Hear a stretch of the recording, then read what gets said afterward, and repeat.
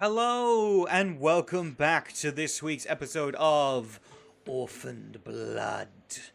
A tale of what it's like to be thrown into this crazy world of darkness as a bunch of caitiff vampires trying to survive a world that quite possibly wants you dead, or the very least wants you to suffer.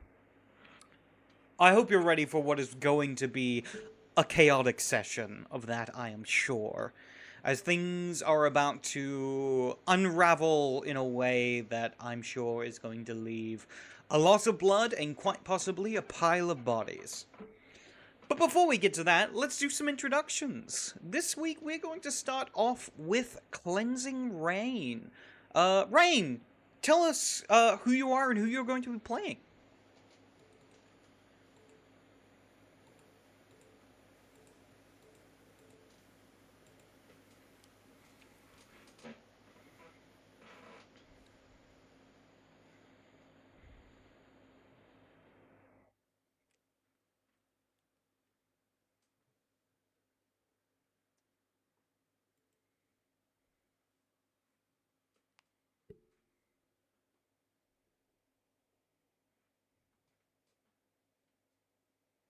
Fair enough.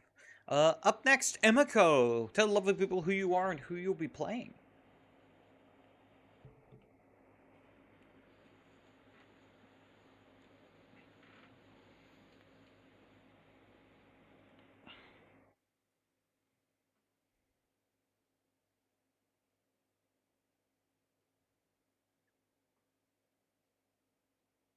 Oh, hold on.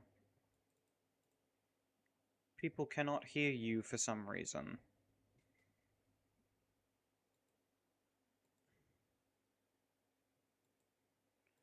Yeah, this seems to be on OBS. OBS is for some reason not picking up audio.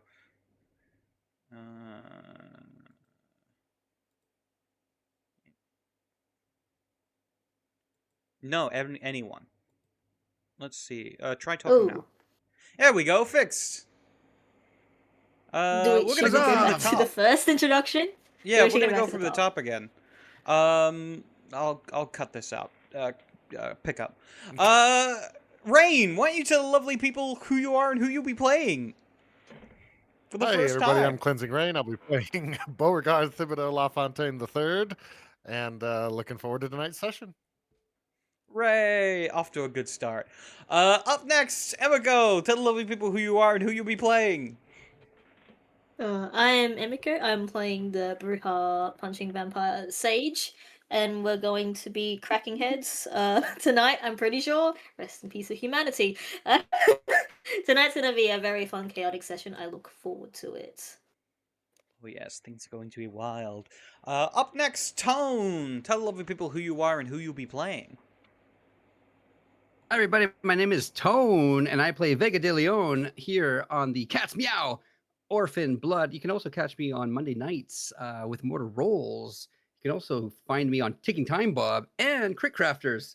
So happy to be here, ready to punch some vampire heads in. Very nice. Up next, Yampa, tell the lovely people who you are and who you'll be playing. What's up, guys? Yampa playing Carlos the Cocaine Fiend. You can catch me here. You can catch me on Taking Time Bob. You can catch me on Super Cyber Bro Station, Super Cyber Station. But I'm here now, and I'm cutting off heads. So we're up to something. Oh yeah. And with that, last but certainly not least, our dear guest for this hike of the adventure. Caleb, tell the lovely people who you are and who you'll be playing.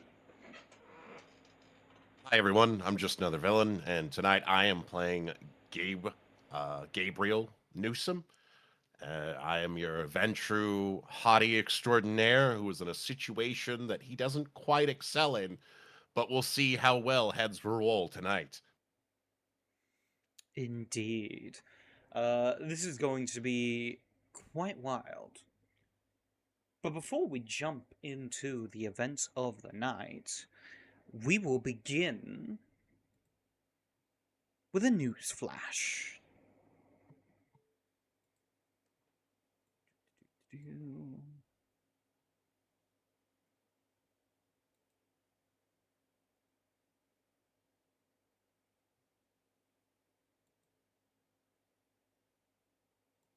actually playing any sound?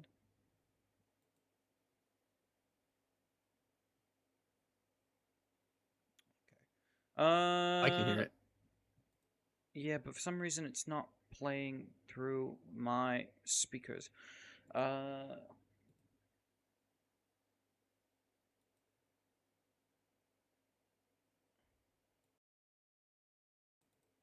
we go.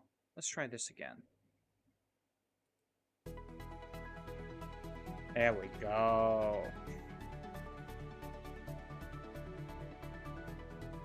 We watch as a television screen sparks to life once more. This time, a familiar title takes the screen.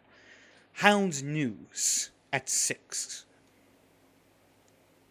We see the anchor, Chuck Howler, sitting at a desk as he seems to neatly press some papers together. As he looks towards the camera, there is a grave look on his face. Good evening. Tonight's a story that has shaken families across New Angleham.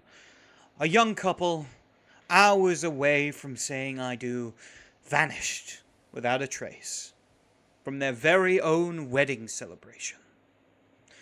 Police say Melissa Hart and Daniel Crowley, both 26, were seen last Saturday night at their rehearsal dinner in the Riverside Ballroom. Friends and relatives report the couple stepping outside briefly and never coming back. We see B-roll footage begin to roll of crying relatives, balloons tied to railings, and a flickering of candles in a church.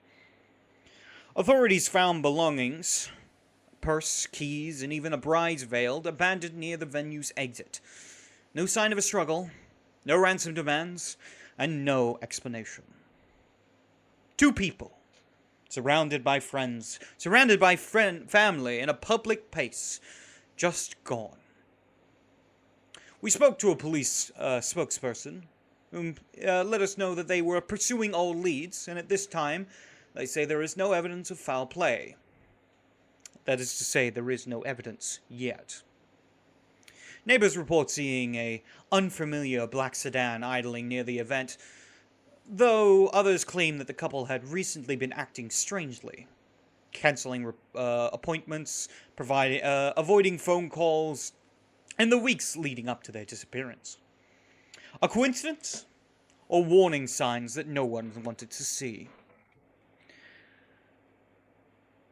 Experts say that this only highlights a growing trend of people disappearing from their everyday lives without a trace.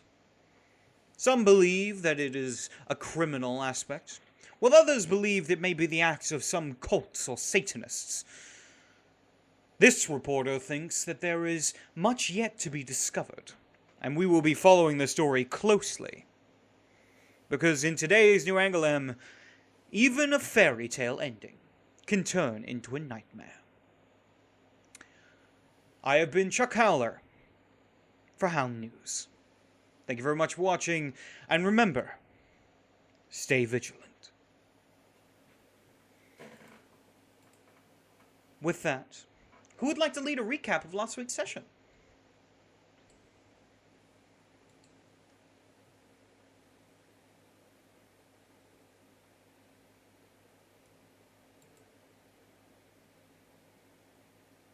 You guys are all muted, so... Oh, how about now? Oh, I already There gave the you recap. That was Everyone immediately I was hit the mute pointing button to like, Yampa. nope, not me. Yeah, I was born in Yampa. All right, I'll do my best. I'll do my best. All right, everybody, it's Vega de Leon. So it was real crazy, right? Like, we started out finding and remembering about my best friend Cyclone, and we went to get him at the old sanctuary, where we found letters from none other than love of my life, Cass, who stuffed the letters inside the parrot cage. Maybe she thought that we were going to find it really quickly. It's been 3 days. They were just covered. It was just a mess. But so cool that Gabe had a car. We brought the cage out. We took the bird with us. We made a plan. All of this was really about a plan. because it was cult day. It was the day that we were supposed to go down to the church and we're supposed to find out, like, hey, are these people, like, are they good? Are they bad? Are they breaking the masquerade? Because if they're breaking the masquerade, that's it. Heads will roll. But all seemed good until I figured out that I can't even go near a church because I've been a bad boy and I should be cremated or something because Jesus hates me. But other than that, everything else was going pretty okay. But until the ritual began to happen, and Carlito, he sort of went inside the church, doing what he does. We began to see little rituals of drinking of blood. Someone needed to go check the graveyard, so myself and Bo, we did that. But then all of a sudden, there was something about a jawbone that was connected to another story of one Father Antonio. And holy moly, it almost touched Gabe, and something was almost about to happen. But finally, he made the right rolls. Out of all the rest of the episode, he was making terrible, terrible rolls until it really, really mattered. And that was amazing. And that's where we're going to start, because we're in the graveyard and the rest are in the church and all hell's just about to break loose. And that's what happened last ep. That honestly is a great description. Something almost happened. Yes. With that, we can begin.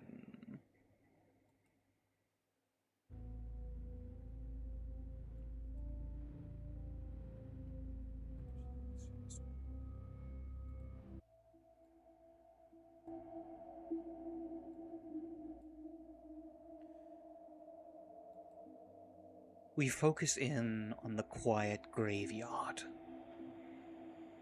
As Vega and Bo walk the cobbled pathway, you see a number of tombstones, some dating back 20, 40 years. Others seem far more recent, far more new. In fact, there are some plots where it looks as if the ground has recently been disturbed, as if a burial had only just happened maybe days ago. Though perhaps it might be fair to say closer to hours ago. As we see Vega grab a shovel that was nearby and go to attempt to dig up one of these graves, only for hands to extend out of them and grab onto the haft of the shovel, pulling up a pale, desiccated body. You see an old woman in her 70s. Her skin clings tightly to her skin, enough that you can see the veins, bones, and the atrophied muscle below. Yet as you do, it is not a corpse that pulls itself up, but a fanged creature that hisses at you. As it does, we see other graves begin to be disturbed, as we realize that these are indeed shallow graves. A man pulls himself up, kind of hefty, a big belly, wearing a shirt that sleeves are covered in grease. Certainly a blue-collar worker, but we see a large gash in the side of their neck, and fangs extending from their mouth. Their eyes have a hollow look to them, filled with rage and a familiar essence to both of you, for they are all in the throes of the beast. Another looks to be a homeless teen, scrawny and starved. Their clothes are torn and ripped and stained with all kind of muck. They too have large fangs that extend as they pull themselves from the dirt and look towards you. And finally, two graves, side by side. As they pull themselves out, we see a man and a woman. One in a now dirt-covered white bridal gown. Almost picturesque. While the other is in a fine suit that has been torn and ripped. Also stained deeply with the dirt that it was been buried in.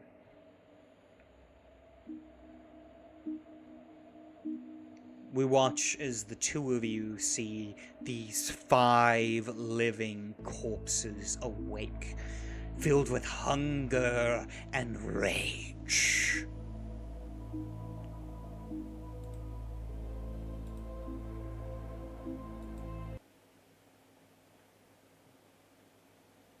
Tell me then,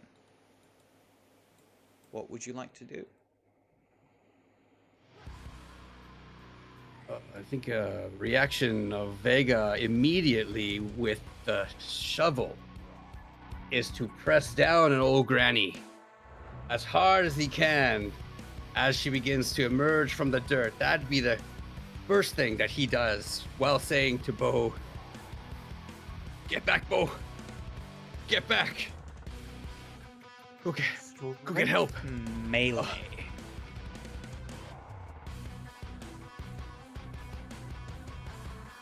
Yeah. Okay, strength melee. Here we go. That is a roll dice. Strength melee. No modifiers. Embarrassing. And what would be the difficulty? The difficulty will be 7.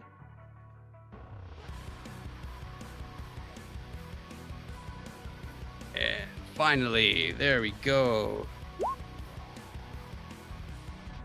2 successes. March. Oh, 2 successes. Yeah. Again, ones don't count. You're a vampire. You are infused with the unholy blood. As you push forward, using your vampiric strength. As you do, you push deep enough that it begins that the blade of the shovel digs into the throat, cutting deeply into it. As you push forward, eventually there is a crack as you sever the spine. As you do, you see the hands begin to loosen on the haft of the shovel, as you see the eyes begin to lose focus, disappearing into the distance, and you watch as the body begins to slowly rot away as time begins to catch up to the undead. Beauregard, what are you doing during this time? Taking a much less brave approach and hightailing it back towards the church. I wouldn't quite say a sprint, but it's definitely like a fast, brisk walk. Like he's no way, having trouble. Shock a little bit, but yes, he's hurriedly going. All right. With that, as you begin to run, you see what you don't know to be shovel heads pull themselves up from their graves on all fours, like beasts. As 2 of them begin to run after you, hissing and roaring as they do. The other 2 seem to jump in your direction, Vega. You see fangs extended, sharp, seeking to pierce your flesh. For you, Beauregard, why don't you make a dexterity athletics roll?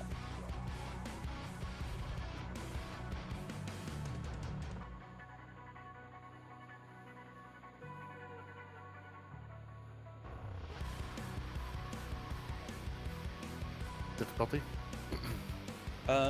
Standard difficulty.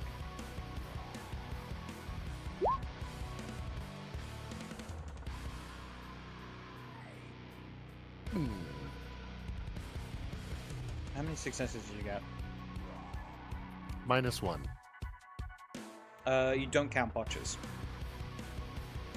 So you might need to hover it Then to see 0. what the dice are. Ah, 0? Okay. No. So yeah, Wait, you well, hold turn on. and run One of the things is the 1. as the creatures run across the ground. One of them jumping up and grabbing onto your back and forcing you onto the ground as you watch as they rear up to extend their fangs. For you, Vega. I would like to. Oh, God. Nope, go I ahead. was gonna say if I still have that walking cane, I'd like Oh, to yeah. kind of put it in its teeth, like All right. Make me a dexterity melee. Or a dexterity brawl. Your choice.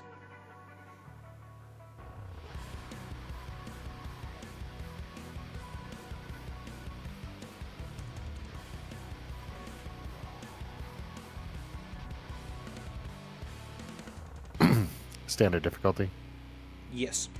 or 7. Standard difficulty.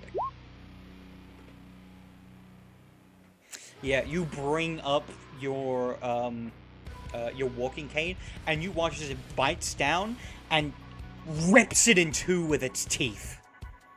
You're now holding It two rolled bits it. of a broken cane as it It pushes rolled through an 8 and and a 1. I'm Oh, looking at then that's the one rolling. It success. says 8 plus 1. in that case, 1 success. There's 1 botch. Yeah. you hold up the cane, and it still bites through the cane, ripping it in two, but it doesn't get to push forward into your neck. But you are now holding a cane that has been ripped in two. And it's probably got, like, one part of it still in its mouth that it's just kind of rearing up like a dog, just kind of trying to rip it from your grip. Vega, you see these two that are currently coming at you, and you are wielding a shovel. What would you like to do? Oh, this reminds me of the movie Bikini, Cheerleaders, Hellfire, and where I had the shovel. Anyways, I was an action star, so I'm gonna just start deflecting these vampires as they come. So just like a whack and a whack. That's what I'm gonna try and do. Defense All right. with my shovel. Dexterity melee. Difficulty of 8. Oh So you're yeah. warding off Hurry two at and the whack same them off, Joe. time. Whacking's my specialty, says Vega. Very good. No worry. All right, dexterity, melee, right? Correct. Yep, diff Is 8. that right? Boom. Yeah, 8. Let's go.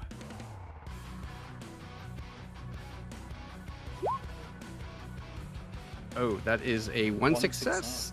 You manage to knock one of them away with the head of the shovel, and you see as their neck has a horrifying sound as their head twists to the side. It would be enough to break a regular person's neck, and you do hear the sounds of, like, the bones and the flesh tearing. You can see there's, like, a bit where the skin has, like, torn away from the neck. But the vampire just turns to you again, unfazed by what would be a mortal wound. The other one grabs onto your arm and bites down with its fangs. I need you to make me... Do you have any fortitude, actually? I believe you do. Oh yeah, I'm Roll all me your built on fortitude. fortitude. All right, let's see. Would that be a roll? It'd just be your fortitude dice dice. still? Or... Yeah. All right, sounds good. You roll however many dice you have in fortitude. Okay. And how do I roll it? Sorry. What am I rolling? Hold on. Roll soak. Yeah. Dice.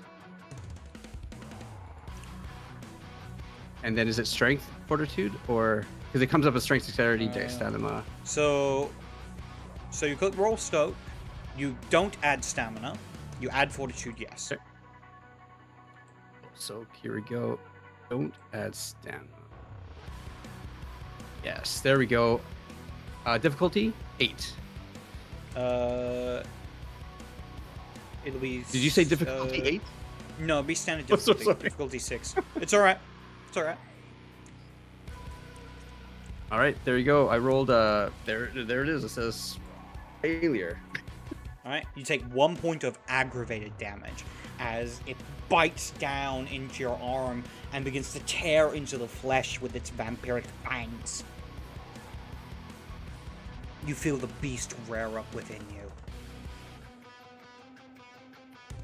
And you also begin to feel the blood being taken from your veins as this vampire is attempting to feed off of you.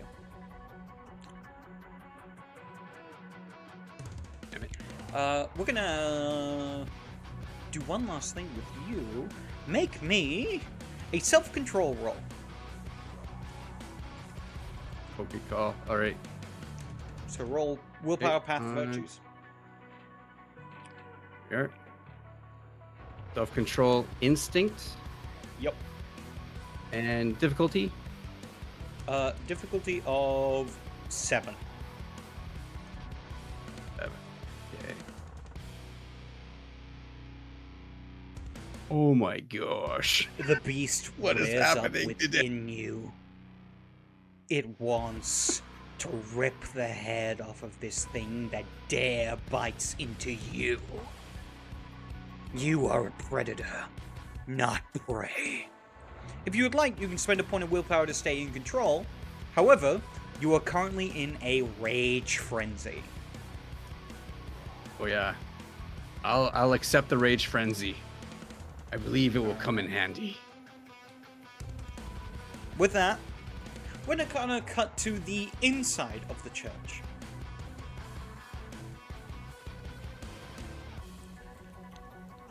As a similar chaos begins to start. Inside the church, Gabrielle, you find yourself facing down the priest, who stands in front of you, calm and collected.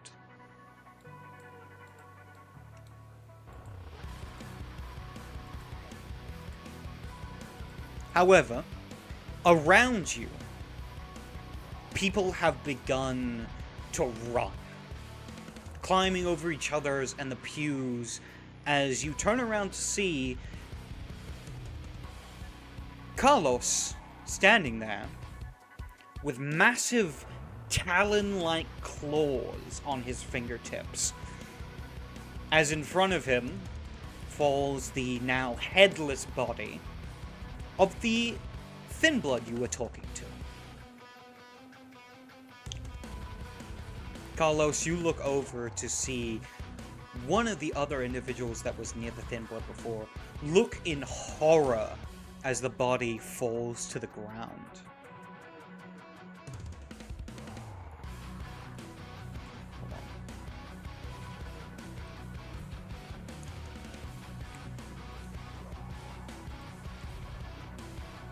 on. You watch as, with an almost scream, he says, "Isaac!" Before he looks at you and you see a familiar look of frenzy in his eyes. "I'll kill you!" As he throws himself at you. At this point, Gabrielle, you hear the voice of the father in front of you as he says, "You are afraid. Don't be. You have been gifted a great honor.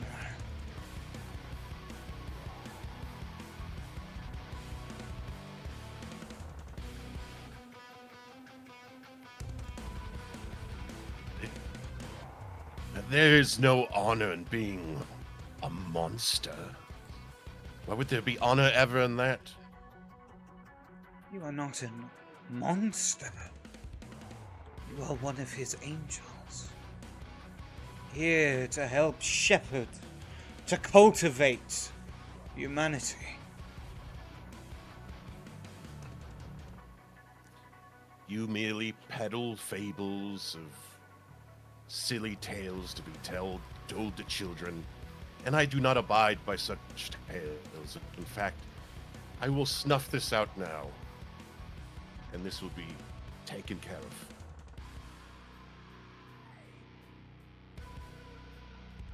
They are not tales. It is called faith. You will see soon, my child, what that means. With that, he turns his attention away from you as he goes over to pick up the jaw of Saint Antonio. Meanwhile, Gabrielle, is there anything you would like to do at this time? Sage is also with Gabriel? Yes. Where is everyone positioned, actually? I want if to... you look at the map, you can have a look. Pick the...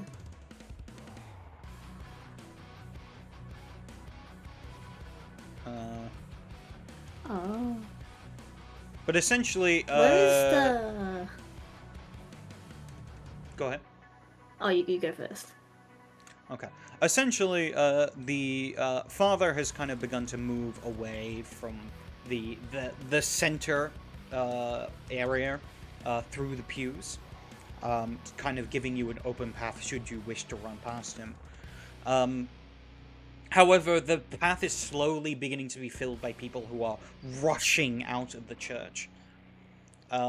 In total, at the church at the moment, there seems to be about 20 people, and they are climbing over each other to attempt to escape whatever's just happened here. Where's the jawbone right now? It's It's on still the on the floor ground? next to one of the pews. Yeah. Can I kick it as far as away as possible from the priest? And is it Sure. possible to do that? You can try to. It's always an option. You can certainly try. I don't want the priest to get the jawbone. All right, you It's run the- over it's my to go goal. kick the jawbone. As you do, I need you to make me a willpower check, difficulty 8. Willpower. Willpower. Submit. Difficulty 8. Yep.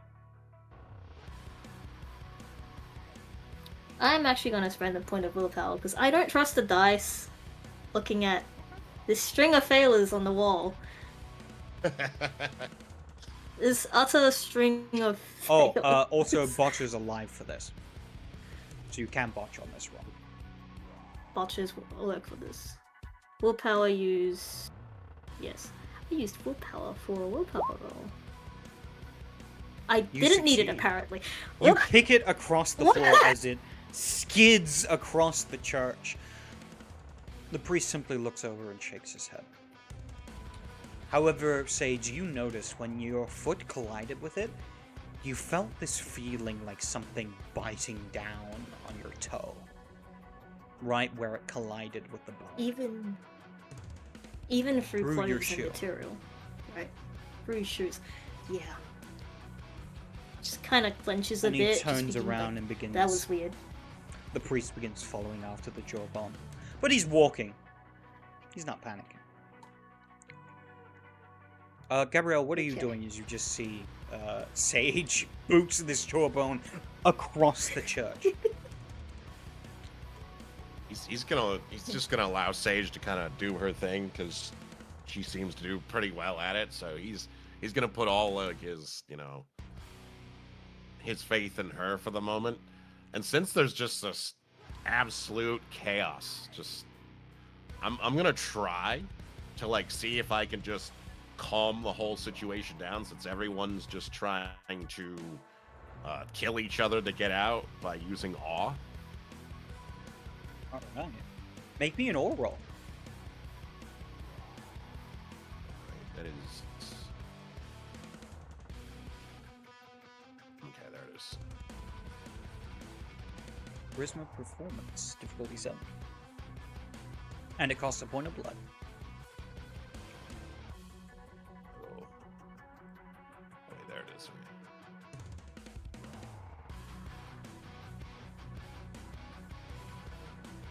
Hopefully the dice smile upon me tonight than they did the other night, so we shall see. Shall see. I'm curious, would my concentration merit come into play for this for like a 1+ with dice? Yay or nay? I'll allow it.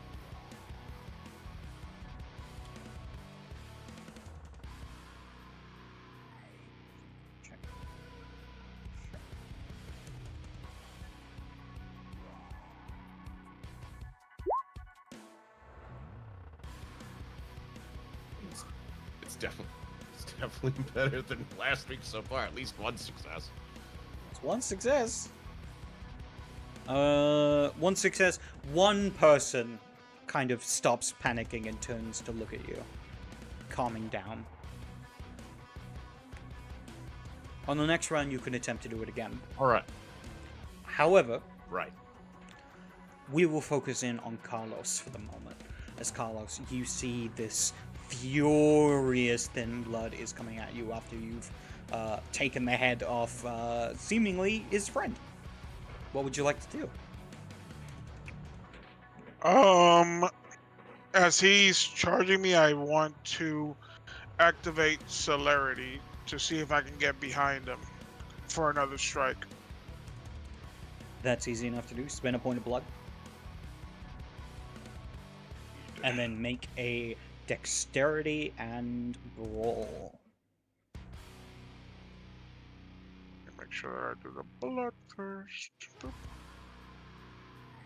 Dexterity, what roll, sir? Roll. Dexterity brawl.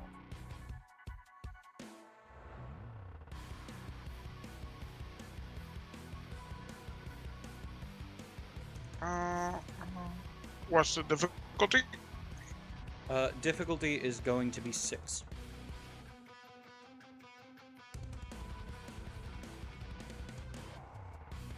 I will use. Nah, I'll be fine.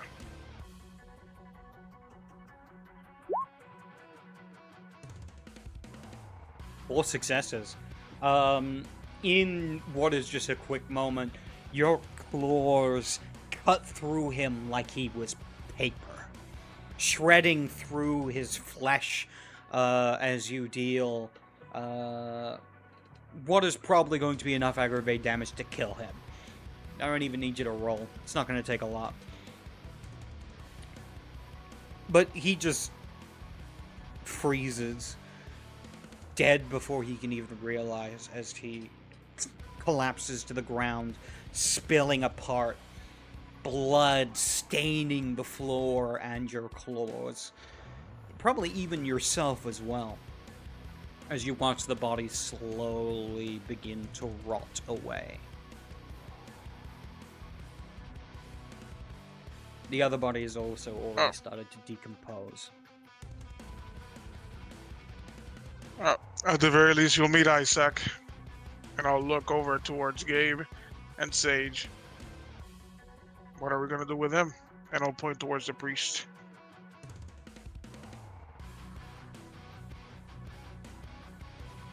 Take him down and interrogate him. What the hell was he gonna do with this place? What? We need to find out. Especially now all hell is broken loose. As he's looking at the individual that, you know, he has awed, he's just like, I agree with Miss Sage. Detain him and we will interrogate him. Do not kill him, please.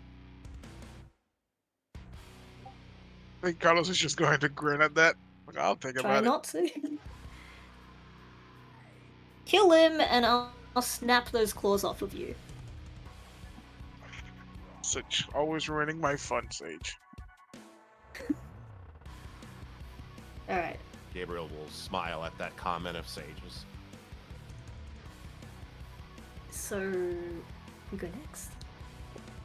Alright then. You guys just see the priest calmly walking through the aisle towards the bone, while people are climbing over the pews, and some have begun to rush into the aisle to try and get past. What would you like to do? Gabe, can you clear out those people? Like, are there people getting in the way of if Sage were to try to tackle the Yes. priest down? Yeah. Clear out a path and I'll take him down.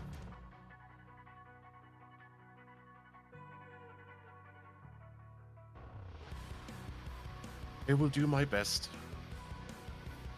And I will once again try to awe as many people as I can.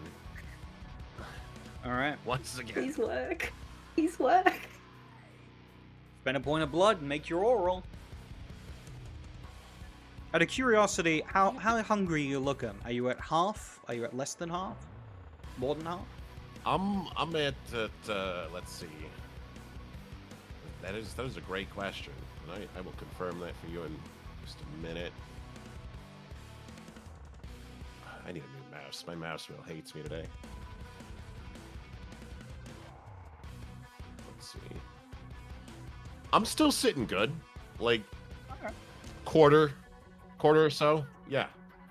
Doing bad. Yeah, we're still sitting, you know, we're a little thirsty, but nothing too crazy.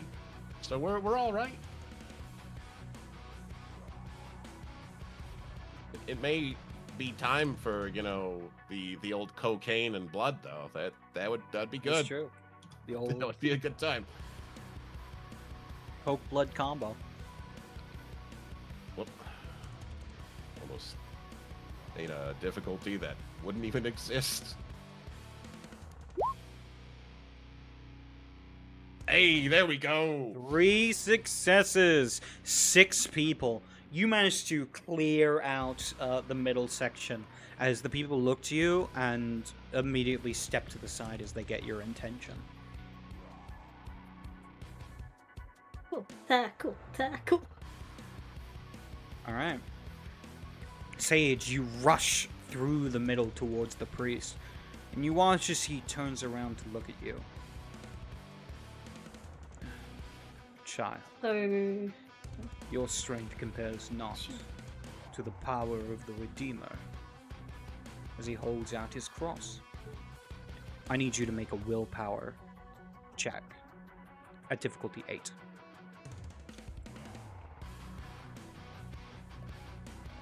file difficulty.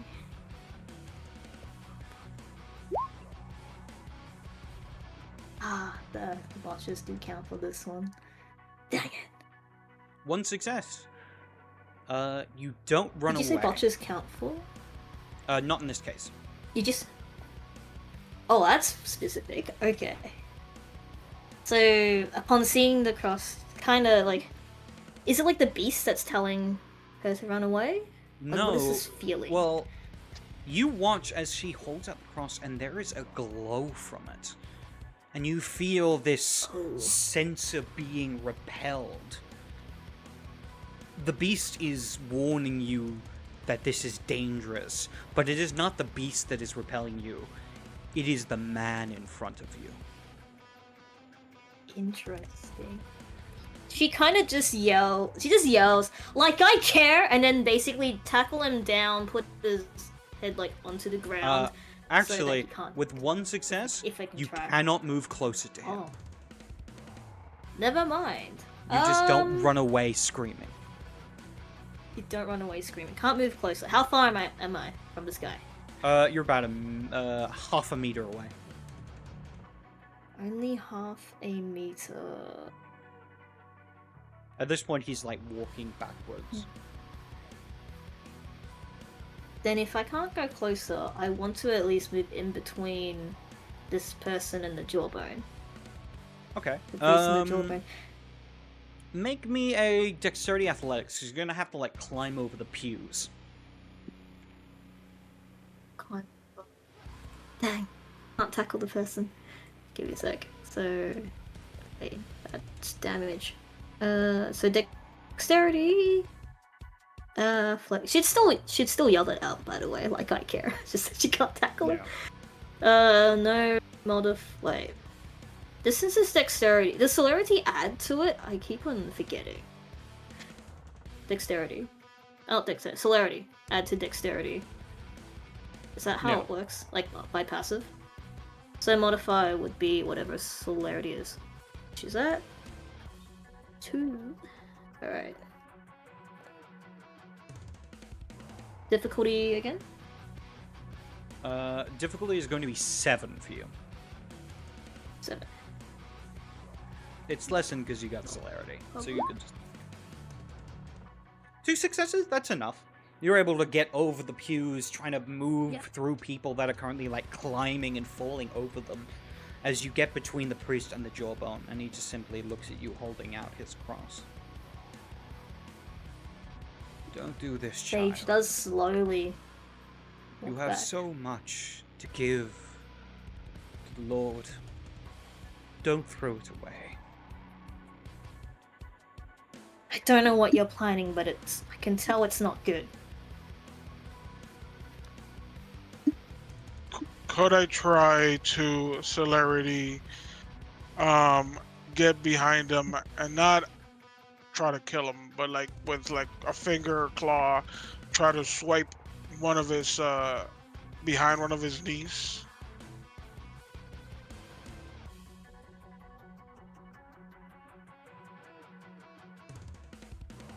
You're gonna have to be very careful with this, because there is a possibility that you could swipe the wrong artery, and he will bleed out in a matter of minutes. I mean, I'll still try it. It's Carlos. Over the table. I'm sorry this happens, but it's Alright. Carlos. Dexterity brawl! Let's see if you have the precision enough to not immediately kill this man. Oh boy. Yeah, like a surgeon. A surgeon with scalpels for fingers. Difficulty. This is going to be a difficulty of 8, because you're trying to do something very specific to not kill him. And as Oh, a note, boy. you need at least 2 successes to not kill him. 1 success you hit, and he's going to start bleeding out. Okay. Well, I'm definitely gonna use at least 1 willpower. Alright.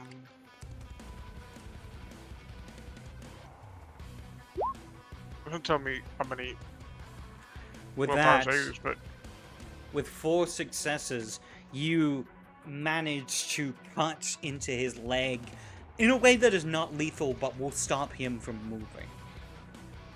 As you see him kind of fall to one knee.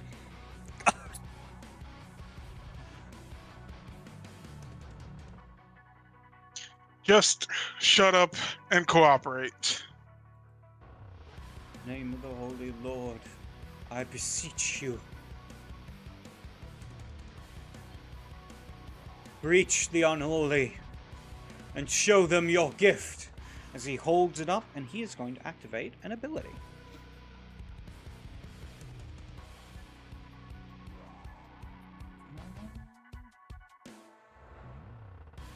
He gets to make a roll for this.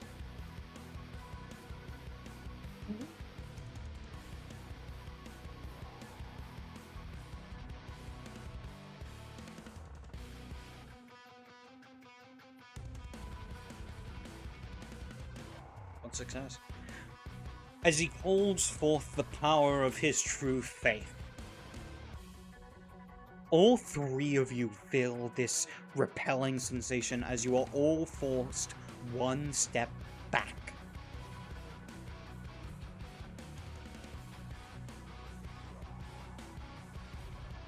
With that, what would you guys like to do?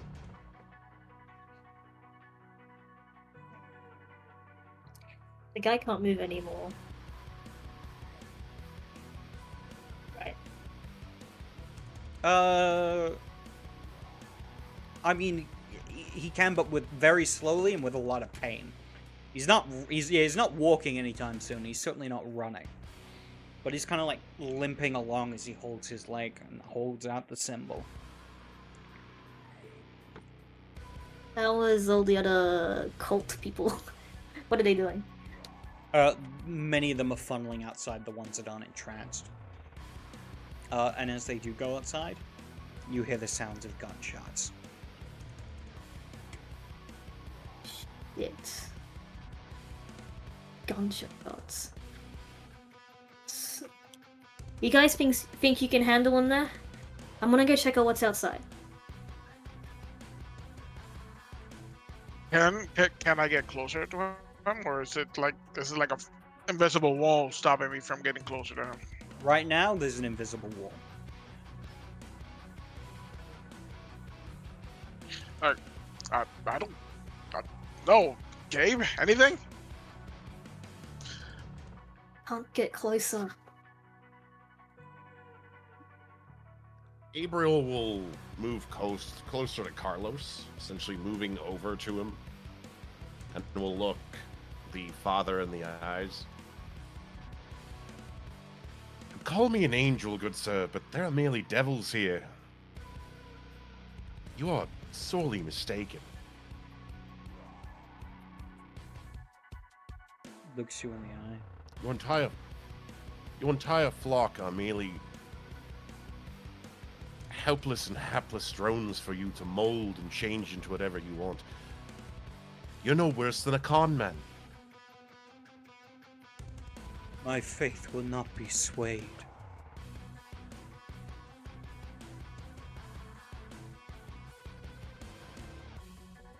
Gunshots continue to be heard from outside. Bang, bang, bang. Loud. Rapid fire. Sage is running outside. Alright.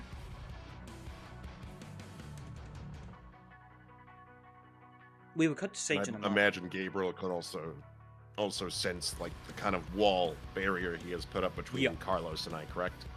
Okay. Yes. As he holds the symbol above his head, you cannot approach it.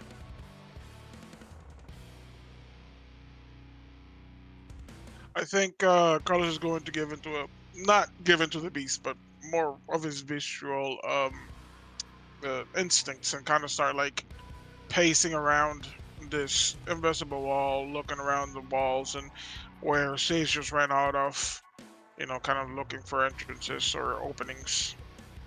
As that happens, he begins to make his way towards the bone.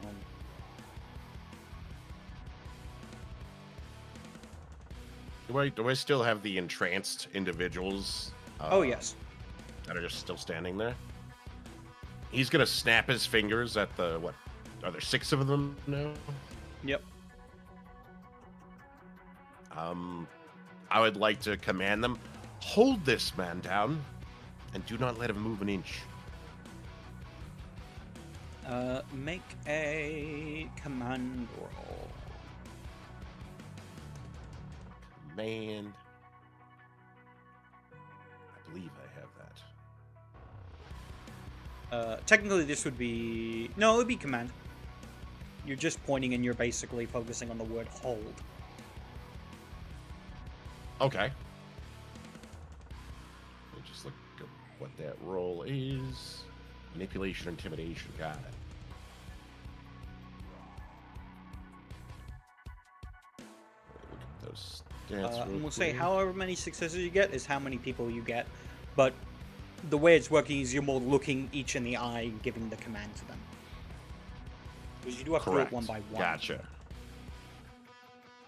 Fair enough. But you don't have to worry about getting eye contact, because Oh. they immediately look at you. Right, right. Manipulation, hello? And intimidation.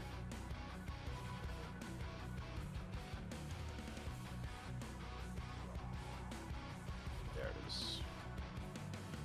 What difficulty? Just standard? Yeah.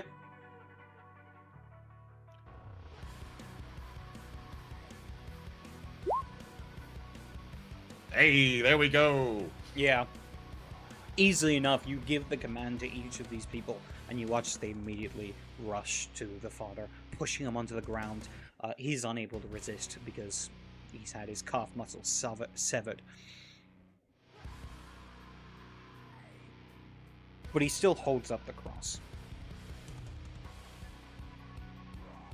Father, you can hold on to your faith all you want, but my faith in mankind right now is quite strong. He says nothing in response.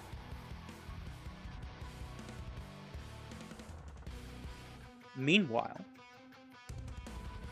out in the graveyard, Vega, you currently have one of these rabid vampires on your arm, and you are in the midst of frenzy. What would you like to do? Oh yeah. I think using this predator strength, he's gonna grab his head and try and basically like twist it from off his arm, and then attempt to sort of, judo throw him, but with the intent of just pulling on his head until it sort of pops. Dexterity brawl. This time difficulty 5. Dexterity brawl. Let's go.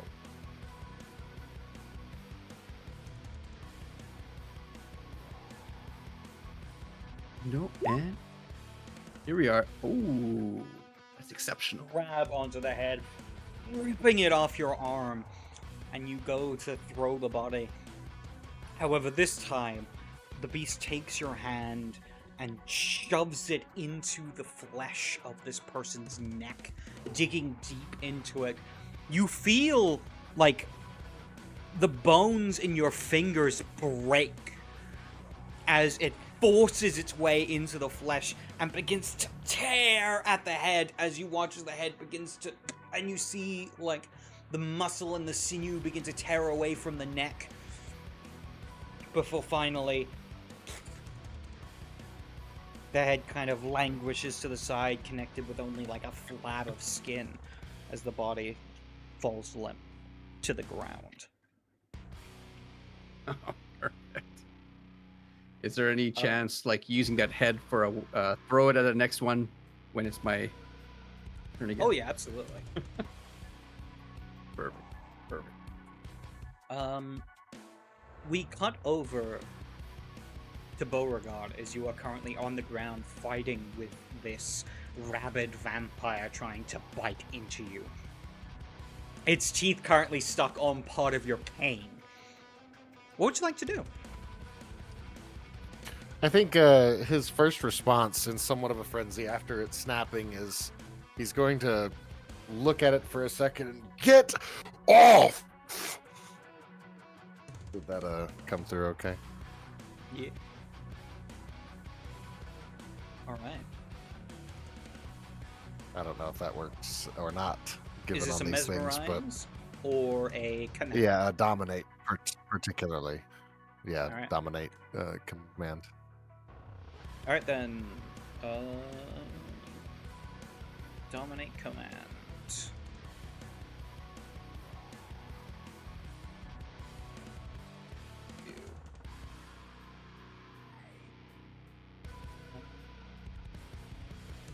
I believe it is manipulation intimidation. Command. This is going to be a difficulty of Well, 7 dominate. for you. I don't know what command it's, but Yeah. This will be a difficulty of 7, as you feel as you attempt to push your will upon this person, the beast is giving some sort of resistance to their mind. As they are you mid-frenzy. said it's manipulation. What? Intimidation.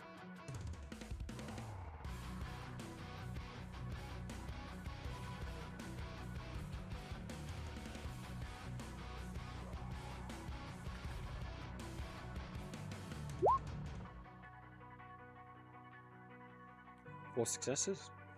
With that, the beast stops scuffling with you as it just lets go, pulling itself backwards.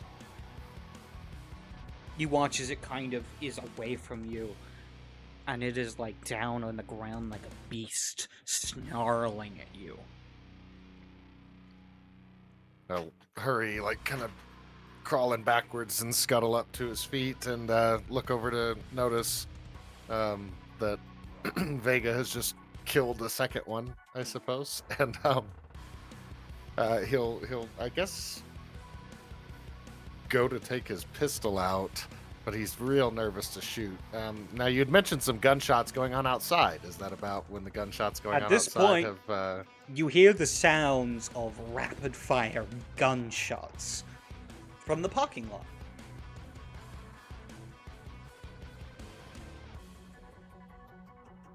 I think at the sound of gunfire, Bo will take a very weak-wristed shot at the I'll also say, nearest one. it's at this point the other one is rushing across the ground towards you, and you are left with not much of an option. Make a dexterity firearms.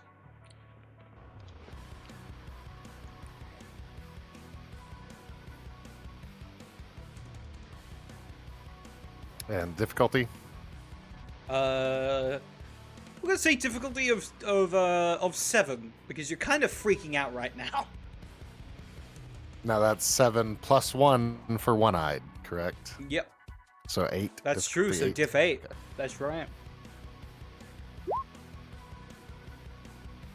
1 success. You Hey. fire and you watch as this bullet hits into the skull, and the creature falls backwards. And then begins to get up. As it stares at you with the kind of hole in its head, as blood begins to spill forth down its face. You can see right down to the bone. And it is still coming towards you. It's Proceeding this to point. be backpedaling. Yeah. Is this point we cut back to Vega in the midst of a frenzy, as he holding in his hands the head of the groom and throws it directly at the head of the bride. The faces collide as there is a horrific sound of bone against bone, flesh against flesh. And then you watch as the You figure may turns. kiss the bride. A massive kind of scar along its face where like the bone and flesh had collided, and the beast just runs at you once again. Tell me, what does the beast do, Vega? As the creature runs towards me, this is the bride. Yep. I think the scene, what will attempt to happen is using the force of the creature as it moves forward, and with the strength of the beast ripping into its chest and to tear it apart into two. That's what he's going to attempt to do. He's just going to basically, and it'll be, the shot will be from the behind. You know what I mean? We I'm see the just kind shot of picturing behind. lining up the shot. As Vega tears through, we see his face appear from the blood, covered as he just tears the bride in two, staining the white and brown dress a deep red, as the beast just bites down into the middle section that has been torn, tearing into the flesh and drinking upon the blood. Vega, you gain 2 points of blood.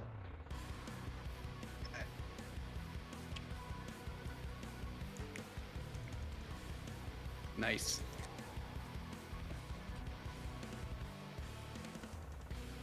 Excellent. With that, Is that Vega, I'd like you to roll me a d10 and tell me high or low. all right? I'm gonna say hi, cause always hi. Hey, let's go. Oh. Nope. At this point, Beauregard, as you've shot this creature in the head, it has begun to stalk around you like a predator. The other one continues to lie in the dirt, bestial as it looks at you. And you turn to see Vega.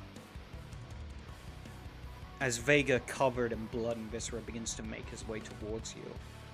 For a moment, what goes through Bo's head as he sees Vega seemingly coming to his rescue? Given his rage, at first he's relieved, of course, that and apparently Vega quite capable, more capable than Bo has been. Relief, but there's this uncanny feeling that Bo gets where he can see in Vega's eyes that he's not certain that Bo is being registered as friendly in this moment. Like it's almost as if Vega's kind of aloof to the specifics of the situation, But nonetheless, he is predominantly joyful to see Vega Good. crossing.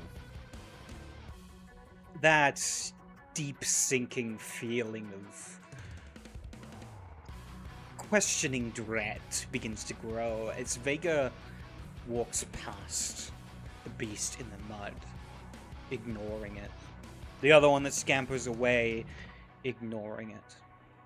His eyes fall upon you, Bo, and in his eyes, you do not see the caring, joking Vega. You see the beast, hungry. And its hunger and rage is upon you. At this point, we cut away.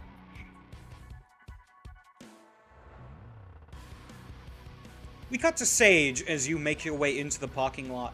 In the parking lot, you have seen that people have begun to rush back into the church, as on the ground there are a number of bodies of people that have been shot. And you see, standing in the parking lot, a man with a Colt M4.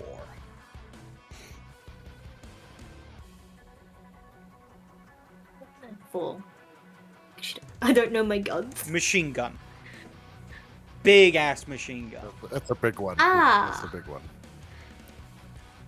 It's a rifle. Does Sage That's all recognize right. this guy? Just kind of goes shit, and then like Military.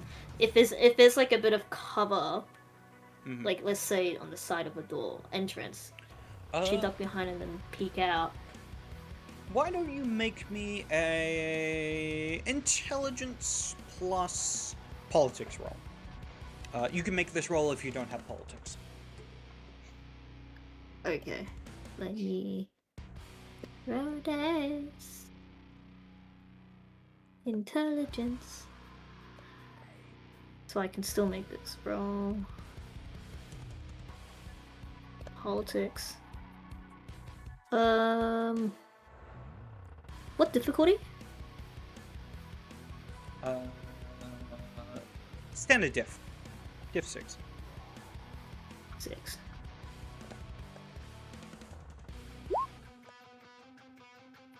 Yeah, you just see a man No with idea. a gun, and you're immediately like, fuck! Yeah. Are they shooting indiscriminately? They're shooting at anyone that leaves the church. As you watch, like, some of the people who, like, try and run from the church, he just guns them down. Yikes. People leaving or getting shot. Let's see. Does this look like someone that can like really quickly move the machine gun around? Because I want They to see seem if pretty- I can get past that using Only one way to find I wanna out! celerity it. I want to celerity it. Go really quickly and tackle this guy down. Oh no, no signal. The camera's gone. Storyteller, are you there? Come in, You storyteller. there? See the symbol of Come back lost to the us. plot. Come back! We The summon lost to the thee. spot. We summon. Esty, come back. Suddenly becomes Baby, come becomes back. a summoning ritual. Oh, Nah, it's, Alright, it's we're back. sees the symbol. Oh, you're back. You're back. Alright. I want to using like superhuman speed, just try to maneuver around machine gun fight, if that's even possible. No idea. We'll find out, and then Spend a point of tackle them blood, over. activate celerity, I will. Yes. and then make me a dexterity athletics.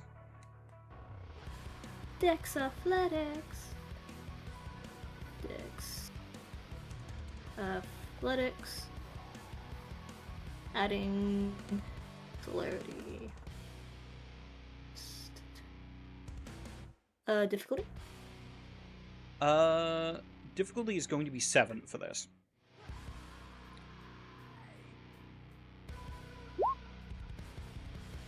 Three successes. With that, you manage to rush around, and as you do, there's a flash of moment. There is a, as he seems to try and aim at you and firing bullets, spraying the side of the church. As you manage to like rush around behind some cars and then rush around to attempt to. Are you just gonna like try and like tackle him basically? Attack him from behind, and then, if possible, throw the machine gun away. But like that will be done afterwards, Alright. essentially. You run up to collide with this man, and as you do, quick as reflexes can be, his hand basically comes up to try and like stop you. And as you collide with him, it is like hitting a brick wall. Like you just smacked your head against a brick wall, and you will find yourself knocked back from the force as he aims the gun at you, and then. Wait a minute. You're one of the cases. What the hell are you Raises doing? his gun up onto his shoulder. As he talks, there is like a clicking sound as his jaw moves. As you see, his jaw seems a bit like it's been broken and reset a bunch of times. Yeah. And you see what is a large scar that runs across his face. At this point, you realize And you are? you've seen him before. You don't remember me. Oh shit. It's Toby. Remember? From your first night as one of us. Maybe. Oh, that's ages ago. Hold on a sec. He turns Well, around good and to guns down another person that's trying to run out of the church. Wait, so who called you over? What's going on here? Cleaning up the mess. That's what I do here. Okay. Well, Fuma went back into the church. There's also a priest with some kind of relic. Can't seem to get close to him. Seems to have like some kind of barrier. As for the Alright. other two, Bo and Meg, I don't know where they are. Go find the other two. I'll handle the priest. Alright, As good he luck. begins to make his way towards the church, periodically firing down anyone that attempts to run. Sage will look away from that. Kinda a bit shocked, but like keep focus, keep focus, keep focus. And did Vega say that it was going to the graveyard? I believe he said he went to the graveyard. Both Vader Yeah. and Bo. That's Yeah. the first place a Sage would check. Alright. Make your way over to the graveyard. With that, we cut to the inside. Gabriel and Carlos, what are you guys doing? You're kind of at a standstill with this priest who's currently still holding up this cross. Yeah, Carlos is just trying to. Not that he's being successful, but he's trying to get at the priest. Kind of like whenever he thinks he can get to it, and then being rebuffed, hearing the gunshots, worrying about everyone else.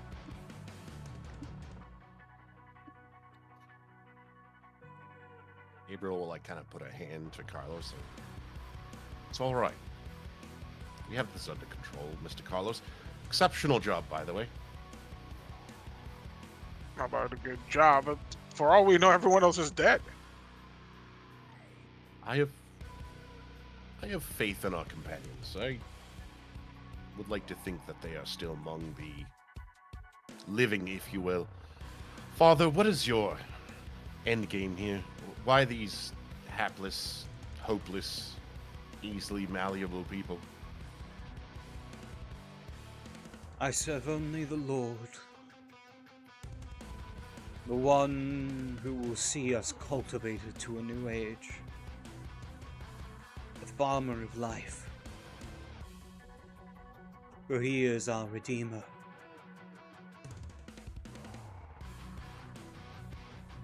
Redeemer, yes. I don't know about that. I haven't seen many signs of the Lord except for this moment, but it seems that your faith is misguided and misplaced as far as I'm concerned.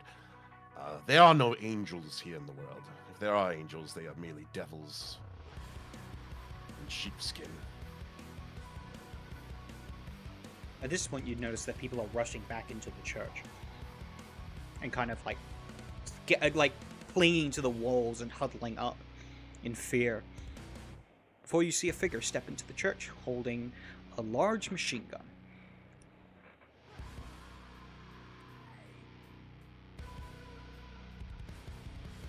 He looks around the room, Well- surveying. Do I recognize or do I not recognize out of the bat? Intelligence politics. You can make the roll if you don't have politics. Gabrielle, you can also make an intelligence politics. However, for you, Gabrielle, it is going to be difficulty 9. For you, Carlos, it is standard difficulty. Hey, all right.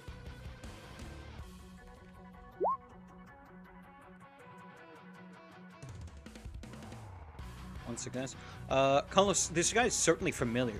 You've definitely seen him somewhere before. Carlos is going to take a few steps back, kind of like slink into one of the corners. Obviously preparing to attack from said darkness, but he's containing himself. Yeah, one success. One success. Gabrielle, there's something about him that is familiar. But you can't quite put your finger on it. Well, that he communally looks around the room, looks to you two, looks down to the priest. Looks back to you guys. Is this the priest that's been giving you so much trouble? He's been somewhat of a pain, yes, I would say so. I'm sorry, you seem familiar, but I don't recollect your name or anything else about you. The mind is wandering. Believe it or not. We can talk in once a my moment. life. With that, Of course. he lowers his machine gun, and you watch as the priest looks up, holding the cross as he goes. You cannot defeat the power of the Lord, for he has gifted me the strength to force back, to ward against the evil, as his head explodes inwards as he is shot in the face. With that, Toby just looks at him and goes, bullet beats cross, asshole. So he reloads his weapon. Alright, everybody is going to stay in here. You stay in here, you don't get hurt. Simple? Simple. You two, let's talk outside. Wonderful. Come, Mr. Carlos. Right. And he'll follow. As we do, we cut to Vega the Beast raring down upon Beauregard. Beauregard, you do have your gun in hand. As you can see, Vega, fangs extended, It's Vega, you know. raring down upon you. Come now, Vega. You've scared away the creatures. Vega is not here anymore. That's the beast. Can the beast speak? I'm just kind of wondering, like, what's the situation here? Sure. Again, it manifests differently for everyone. Sometimes it's Yeah, just a fair, snarling fair. predator. To give you an idea of what the beast is the culmination of all your darkest impulses wrapped into one. It is death, it is hunger, it is destruction. And it wants nothing more than to destroy everything around you.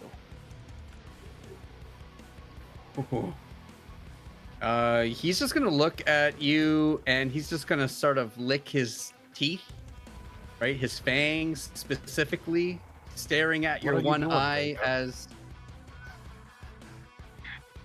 We are Doesn't friends. match. You forget. he's gonna dive for your eye. Beauregard, what would you like to do? Is the beast dives for you to attempt to take your other eye. He's just running. He's not gonna fight. He's trying to. I don't know. That's all he can muster. All right. Dexterity athletics for both of you. Standard difficulty. Let's see who rolls the highest. If there's anything the beast enjoys, it's a chase.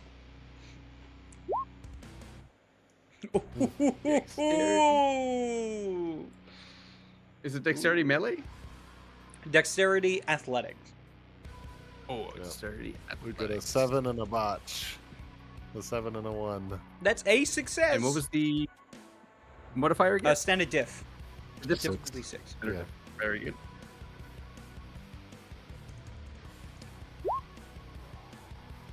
Two successes. Beauregard, as you turn around to run, pushing yourself to your feet, Vega rears down on your back, pushing you onto the ground. Fangs extended as he bites down into your neck. Vega, make me a dexterity roll. Dexterity. Okay. There's going to be a difficulty of 7. And is it roll dice, that one, or in rolls? How do I Roll find dice. dexterity roll? Oh, you find that by clicking on your token, and doing Yep. the roll dice. Okay. And dexterity. There we go. And brawl. Any ability? Brawl. Oh, brawl. Oh, sorry. All right. Standard difficulty. 6. Yep. And this is my very sorry roll. All right. Oh my gosh. A damage roll. This is Oh my going to gosh. be full dice. Just 4d10s? Yep. First time rolling damage. 15? 1 success. Beauregard, make a soak roll with only your fortitude. Oh, hold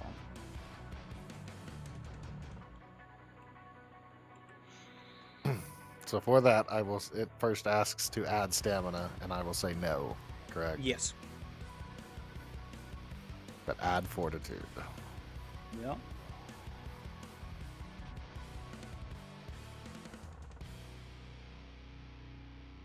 Difficulty modifiers, anything like that? Standard difficulty 6.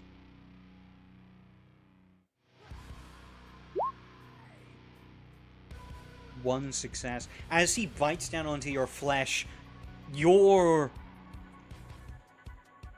internal fortitude rebuffs the bite against your flesh as his fangs is unable to pierce into. You take 0 points of damage. This is also the first time that Bo has utilized fortitude. So this will be Yeah. like his body acting innately in self-defense starts to harden as the bite depresses. Exactly. With that, Sage, you come across the scene of Vega on Bo's back on the ground, attempting to bite into his neck. Oh! Give it to me! Give it to me! Give it to me!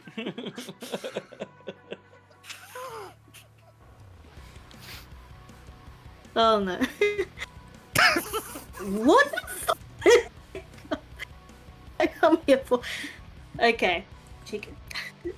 Well, her first instinct, aside from saying just what the fuck, is to firstly just see if she can just grab Vega and just across the graveyard away from her. All right. This is going to be a strength brawl from Sage and a strength brawl from Vega. So strength brawl from both of you. Sage, you can add your potence as dice, or you can spend a point of blood to get automatic successes.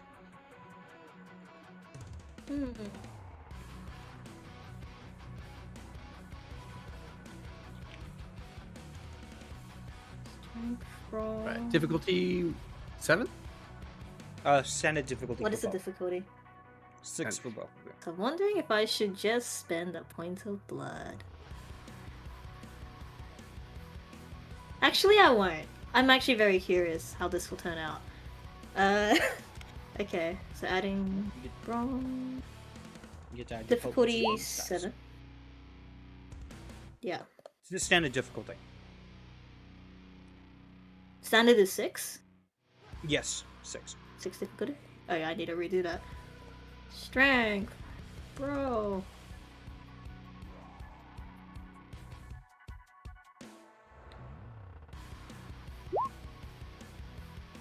Oh, that's a lot of that. Yeah, just grab.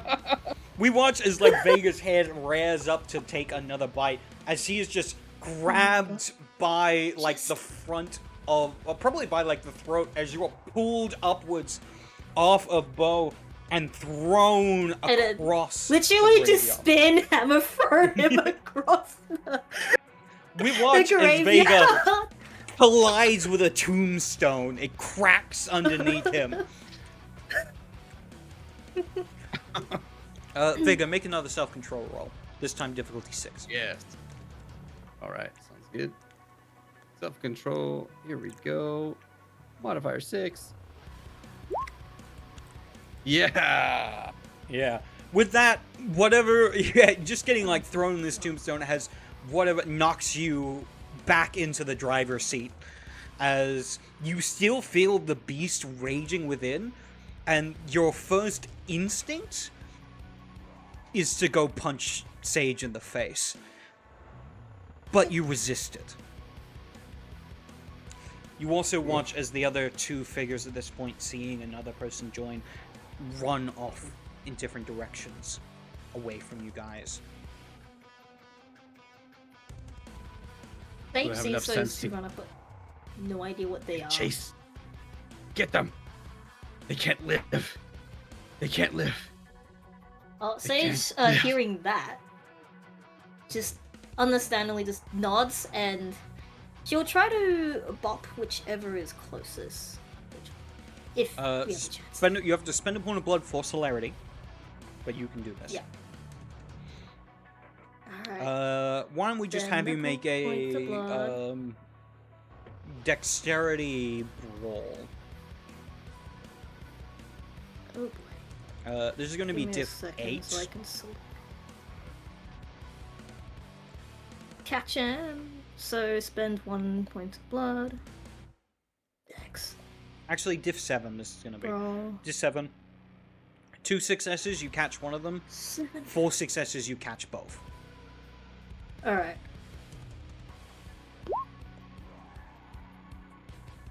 No, 2 successes. Oh my good dice was spent. Oh my with 2 god, the successes, free you boxes do on manage that to one. catch one of them. Do you kill them? Considering that Vega said they should not be left alive, and seeing that they look like corpses, she'll actually just try to cleanly snap their neck. I think she's been told. You what that find whole yourself situation staring is. Yeah, she into saw the it from. face of a boy who looks about your age. Oh shit.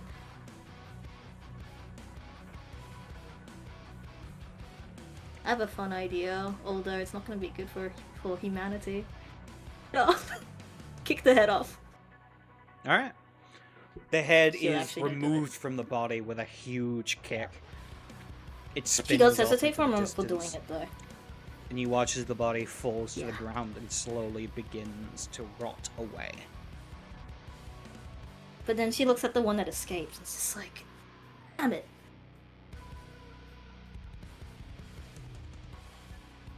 Alright. With that- She looks back at Vega and Bo and what the just happened? I'm very Give me an curious of the explanation. same thing, Mr. De Leon. I just remember one was biting me, and then I'm here on the tombstone. Like, I don't know. Funny, I have the same recollection. Something was biting me, and there you were on the tombstone. Oh, must have been one of those bastards. You No, it was indeed were going you. to try and kill Bo. You What? were going. You look like you were trying to kill him. Are my fingers You did broken? Like, seem a Yeah. bit. On one of your hands, the fingers are like, well, more like fractured, but you can see like where the skin is perforated, as it were. But there's no blood. It just looks like broken, dead skin. Afraid cucumbers. Yeah, I don't know what happened. I'm so You sorry. ever seen? Bo, You ever but- had like hot dogs in a microwave? You put them on for a little too long, and the skin kind of yeah, like that. yeah. Speaking of split. You look worse for wear. Okay, either way, you two are okay? Aside from... Yeah. throwing you into that. Alright. Yeah. The other situation's under control. Good. Uh, What else? There's a lot of Toby is- gunfire. Are we? Is there munitions on the other? In the other camp? Yeah, there's Toby with a machine gun of some sort. Tobias? From the first night, apparently. Does it look different from, like, the Toby that Sage remembers? That hooded figure? Dressed differently, but So it's no, from the it seems first to be the same Dressed. person. Oh, dressed differently. I forgot to point it out, but he's dressed like a tow truck driver. Oh, that's why, yeah, Sage would not be able to recognize him. Anyways, let's get back. Gets up, cleans himself off, looks at the gore, just walks. Just...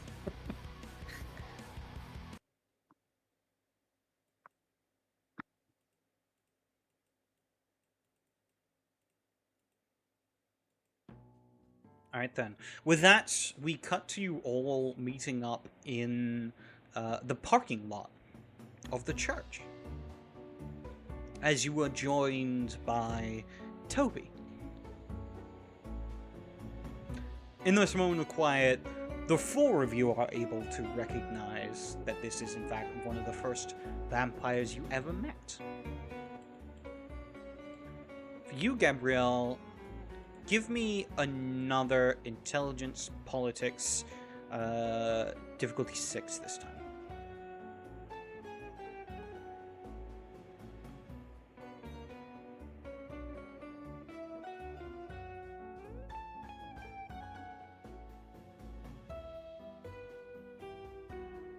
I would like to make a point that Carlos's hands are back to normal. No more claws. Easy enough.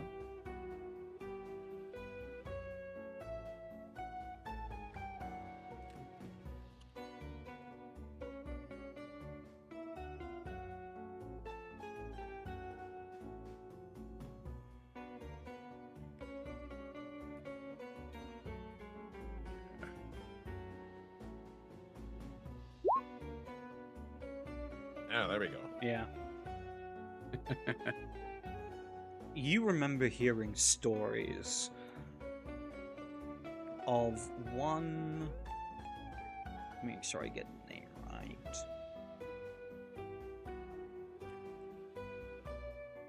There we go. One Tobias Eckhart.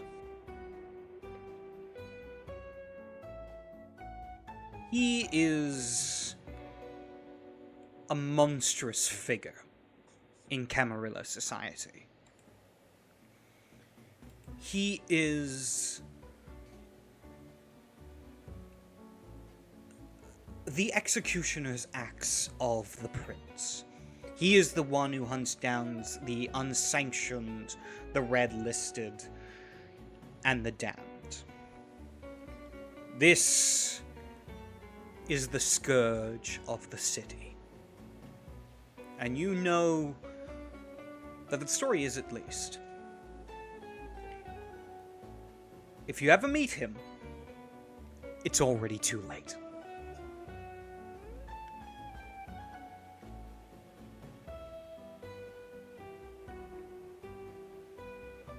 Can I try to dab him up? You do, and he just kind of looks at you. What's up, Toby? Hi. Gives you a high five. Right. He's just...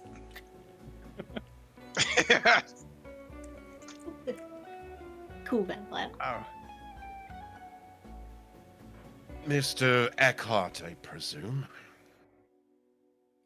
And you are Gabe Newsom. Don't worry, you're not on my list tonight.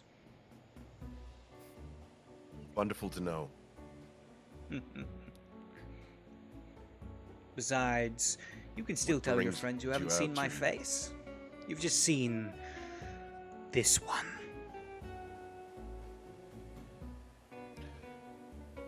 Yes, that seems much more preferable. What brings you out to this backwater town? Oh, you know, doing some sightseeing. Thought I'd pop in, get my blessings for the evening. The fuck do you think I'm doing here?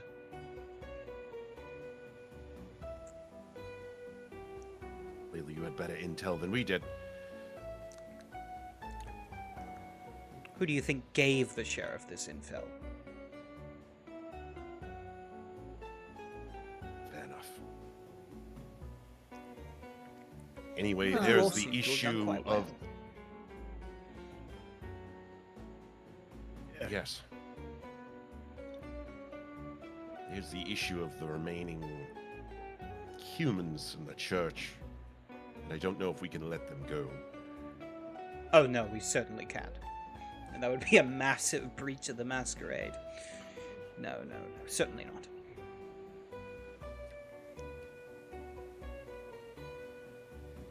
I do believe that some of them have undergone a ghouling already. Is that so? Well, we can't have that. They were drinking Rogue ghouls are bad for business. blood. They were drinking some kind of blood from a chalice, like some weird ritual thing. Oh, and the symbol of the sword of Caine, the Sabbat. Actually, did the sage know about the symbol of the Sabbat or not? Actually, Yeah, you would have seen it. yeah. The His eyes Sabbat merely symbol narrow. also showed up on the. Quiet. Now.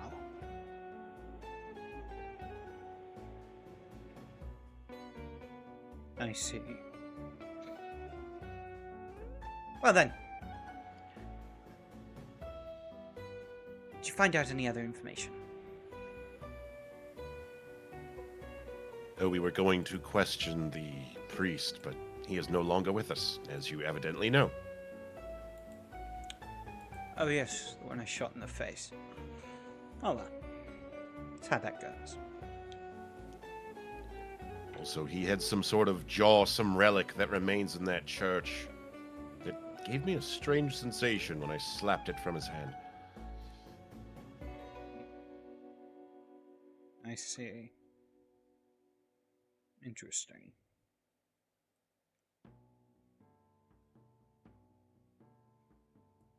Well, anything else?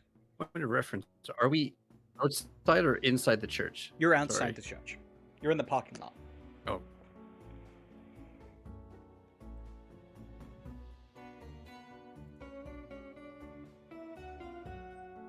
What, by chance, were those... Oh, well, he didn't see anything out in the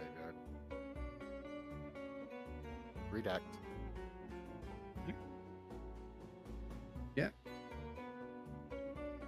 Vega will put up Mr. his Vega, hand. would you like to describe your encounter? Oh. Yeah, they had shallow graves and these zombie kindred came out and one got away.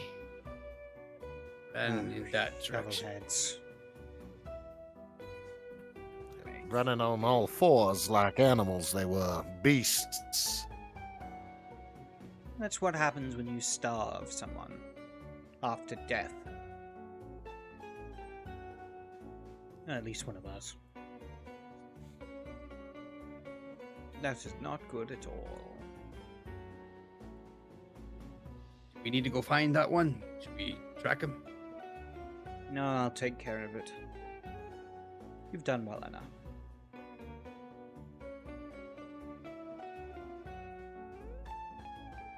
probably just covered in gore, the blood. He's just figuring this out, looking at himself. It's like, Would you prefer we burn the church down? Everyone inside? I think that's a smart plan. Cleans up most of the evidence. Just a I do have a. few things I need to drag in. As he looks over to some of the bodies that are littered the streets. Well, you don't mind if I and Carlos are gonna go start checking wallets for money. Do as you wish. Not my business. My business is just seeing that this is cleaned up. Of course, I will go summon Bruno, and he will grab a gas canister and assist with putting the remains in the church. Wonderful.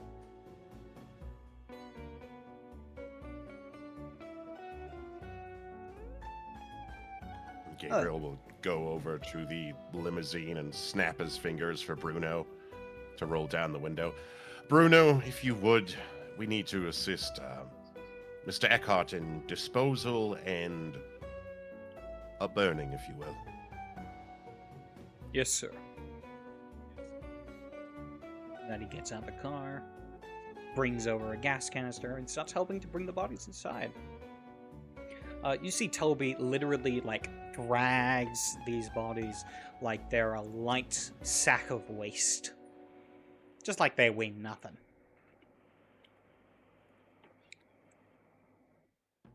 He starts piling them up at the entranceway. Actually, he hums a little song to himself.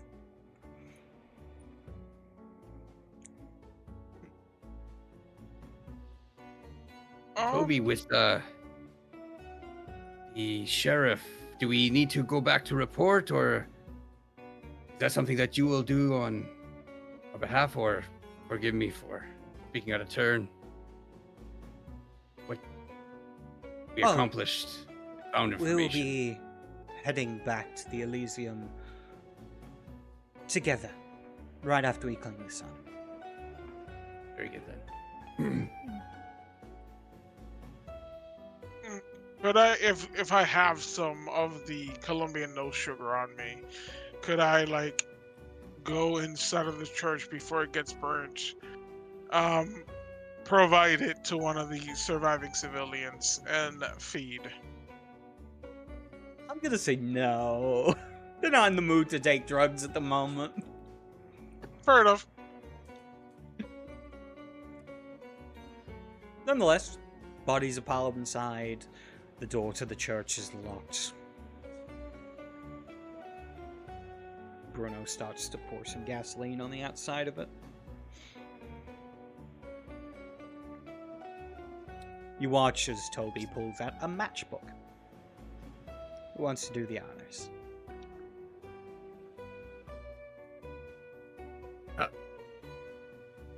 He hands you the matchbook.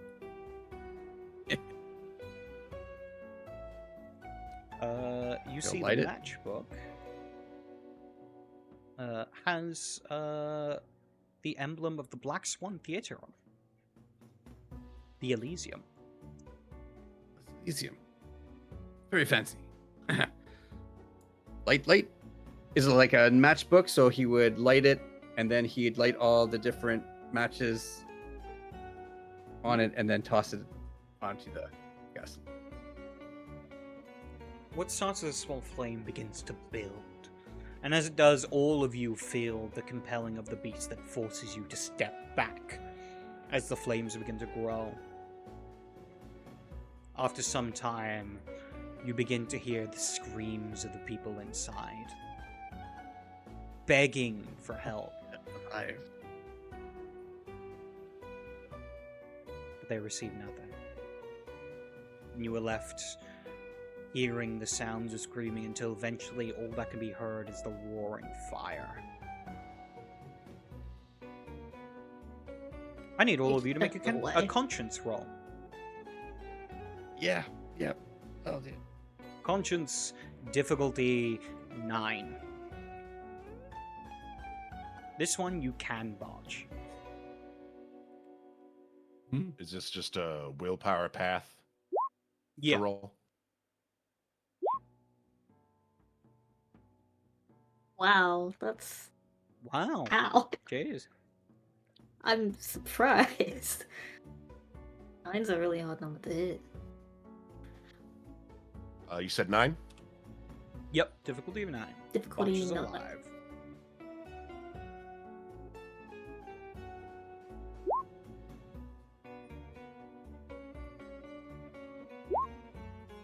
Dang. I'm Wow. gonna willpower, and I will like turn away as he's doing it. Okay. All right. Oh no. The stage, Vega, Gabe, and Carlos. This scene turns your stomach. Or at least it would if you could feel those emotions anymore. But nonetheless, it is an awful thing to have to experience. These are people's lives that have been ended in a painful and awful way. This is inhuman, monstrous, and you just want it to be over. You, Beauregard, Sage feels thick to stomach. you, Beauregard, you just turn away. You just want to ignore it. Ignore all the evils and the monstrous things that you are forced to do. Just turn a blind eye to it. It's so much easier. You lose a point of humanity.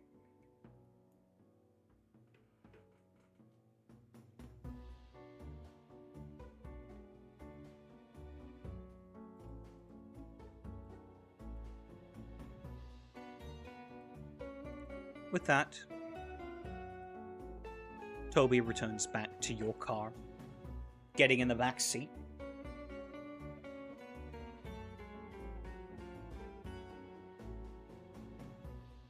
Do you return to the limousine? Yes. Gabriel will definitely return to his limousine. You watch as Toby pulls out a phone. Says a very few curt words into it before closing it. It's like a flip phone. Putting it away.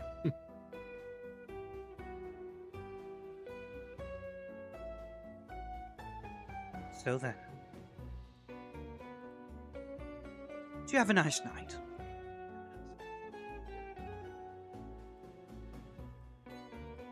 Yeah. I would say Yeah. maintaining the Masquerade is as good as it could get. This one I'll remember for a while. Must remember the Masquerade is everything. Without it, we are... Well, put it plainly, we're in a burning house. And that puts all of us in danger. It's the little things we have to do. Though, on my end, it's more the big things.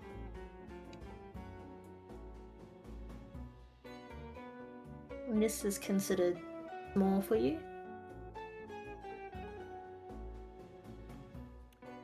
I'm a busy man. And that's how I like it. Right.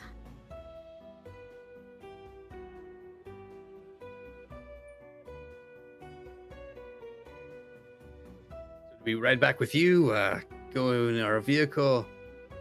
Toby, Oh, I'm catching a ride with you. To the Black Swan Theatre. Sweet. You have an important meeting.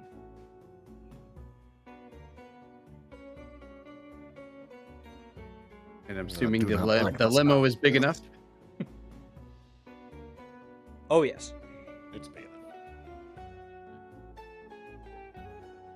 Sorry, Bo. I was just saying I do not like the sound of this.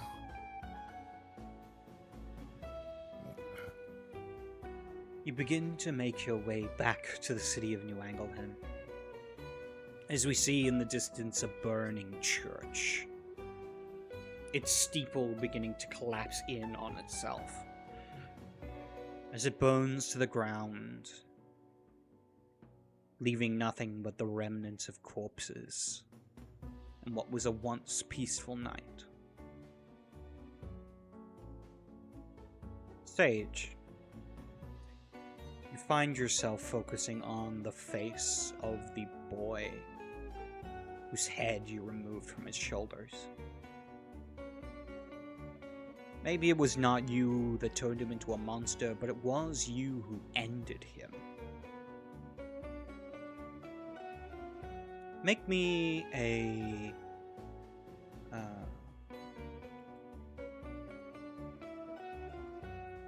it's going to be a conscience roll, difficulty of 7.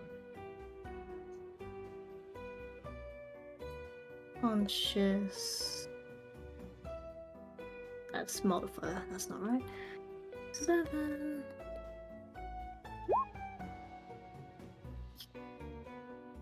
Yeah. You did what you had to do. After all, he was already dead, so... You were just doing what needed to be done. That's what she thinks. You lose a point of humanity. Needed to be done. Vega. Yay! In a furious rage, you ended the life of 3 people. One, an old woman whose head you severed from her body. Another, a groom who you ripped the head off, throwing it at a bride before ripping her in two as well. The worst part of it? In the moment it felt good. Real good. The kind of hunger, destruction, energy you crave. I need you to make me a conscience roll. Yours is going to be diff 8.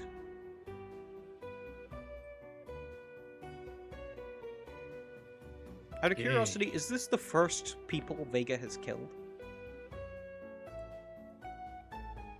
I want to say yes. I think Alright. so. Yes. This is the Diff first 8 is people that, correct then.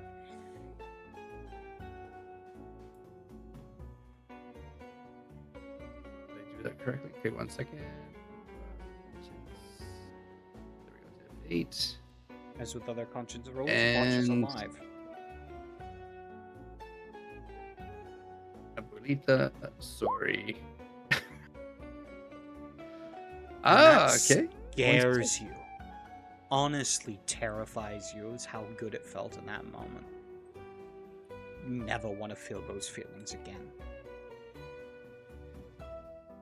After all, you almost killed Bo. Looks at Bo sheepishly.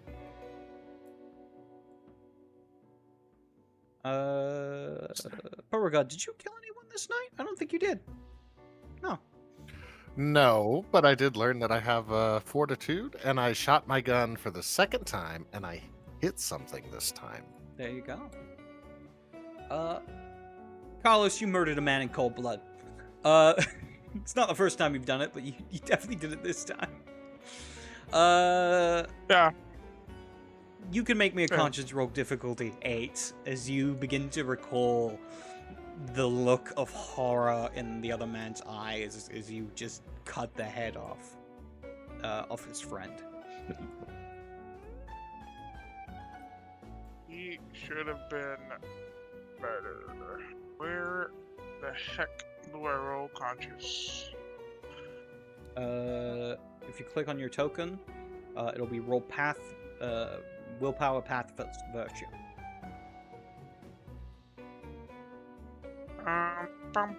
Difficulty. This is difficulty 8 for you.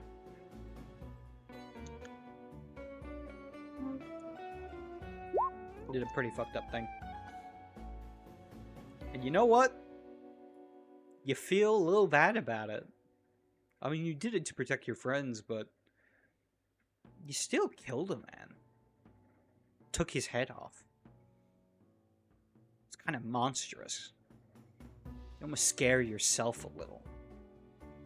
Just how easy it was. Gives you something to think about. Gabriella, I don't believe you murdered anyone directly. So you're also fine in this regard. Or you're mute. No, I did not murder anyone, but There you go. I was not I did not murder anybody, but I did suggest a way of disposal. That's really about it. That's true.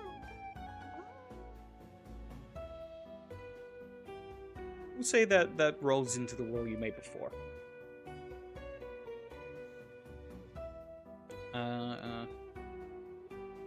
With that, it is a quiet ride as you begin to make your way into the city. Before you eventually arrive outside the Elysium. Looking up at its large building, this theater, ready for what is about to come. It is with that, we're going to cut to a short break. We'll be back in 5 minutes for the last bit of this adventure, where you get to face down whatever it is in the Elysium. With that, we'll see you in 5. Catch you soon.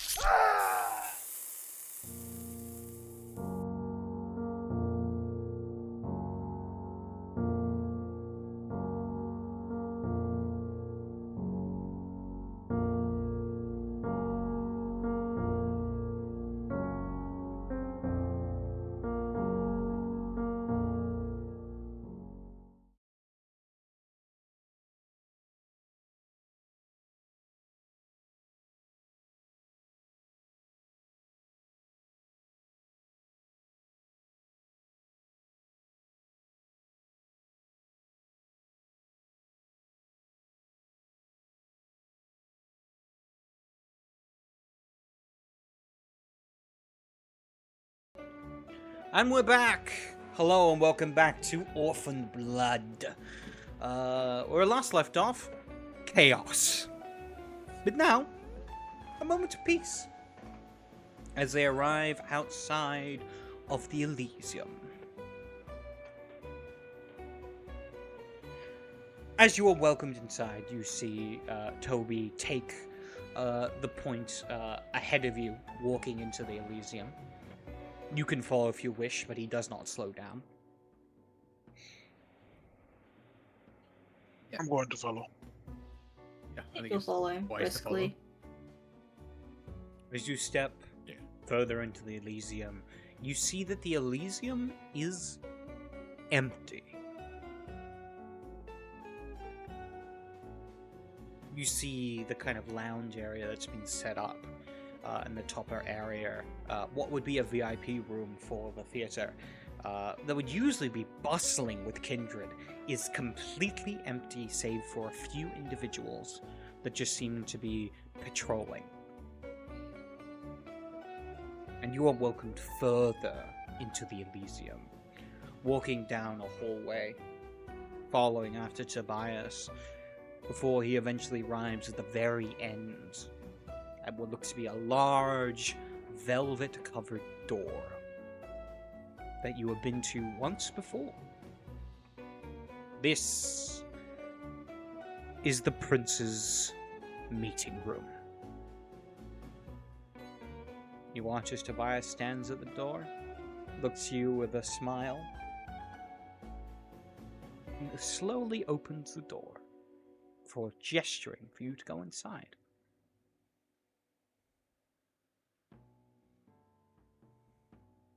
Sage will Drains out the hoodie. just walk in, trying to pretend that she's not spooked, that it's the prince's meeting. Remembering that encounter with the prince.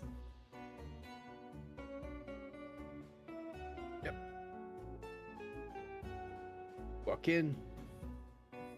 Stand in a line. As you step inside, Yeah. you find yourself standing in the middle of the room, surrounded by people. Anyone we recognize? Oh yes.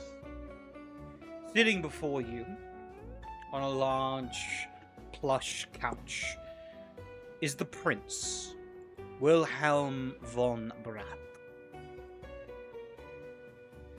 He sits there, the picture of poise and power. You can just feel the regality emanating off of him. He is a man of power and privilege even when he sits perfectly still, like a marbled statue. To his side stands Louis Brand, the seneschal. And to the other side stands Helen Cartwright, the sheriff. Surrounding you is the entire Primogen Council. The Ventru Primogen, Maximilian Walton, has a forced smile on his face as he looks to you all. To his side, Cynthia Mercer has a far more natural smile. The Toreador Primogen seemingly waving to you as you step in. Off to a shadowy corner, you see a man in a priestly collar. I say a man, but his face is grey and scaled and rough. His ears slightly pointed and his teeth far too sharp and slightly out of place. As you look upon the Nosferatu Primogen, Father Gregory. In the corner, a man in a dark suit with a red tie stands aloof, simply watching. This is Adrian Carr, the Tremere Primogen. Off on his lonesome, Vandal Violence lounges against the wall, looking pissed off. Which is not anything new, if you know the Bruja Primogen. And finally, Wave to Vandal. calmly sitting on a chair, a notebook in hand, the Malkavian Primogen, Dr. Wallace Caine, simply observes.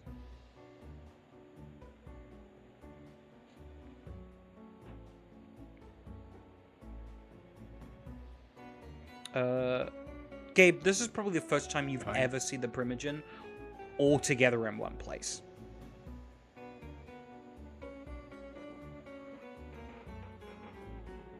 On seeing everyone, he will give a very dignified bow out of respect to the prince and the entire council and Primogen.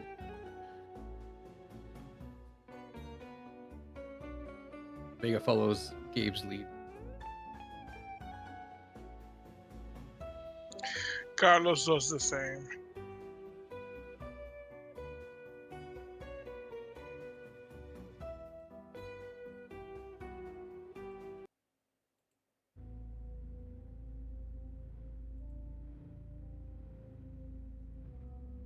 The prince looks to his seneschal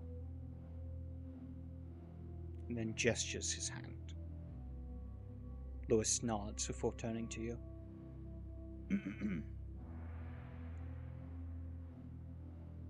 Introducing Carlos Baez, Sage 1, Beauregard LaFontaine, Gabriel Newsom of Clan Ventru,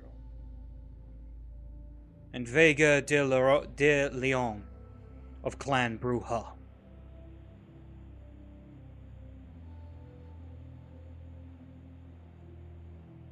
Isn't it Ravnos? Vega. Oh. No, you said Bruja. Hearing that, he just touches his chest.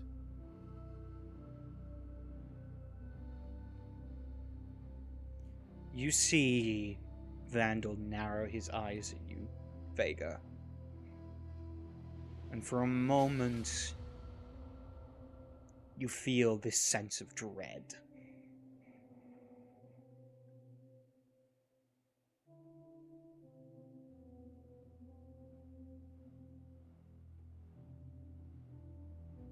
At this point, the Seneschal speaks up once again. You may speak and address the prince directly.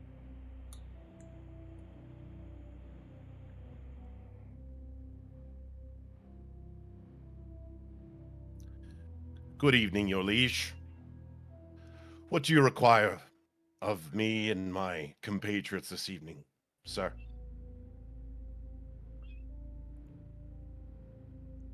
I wish to hear as to what went down this evening at the church outside of the city. I wish for a full report on the night's events. You will provide.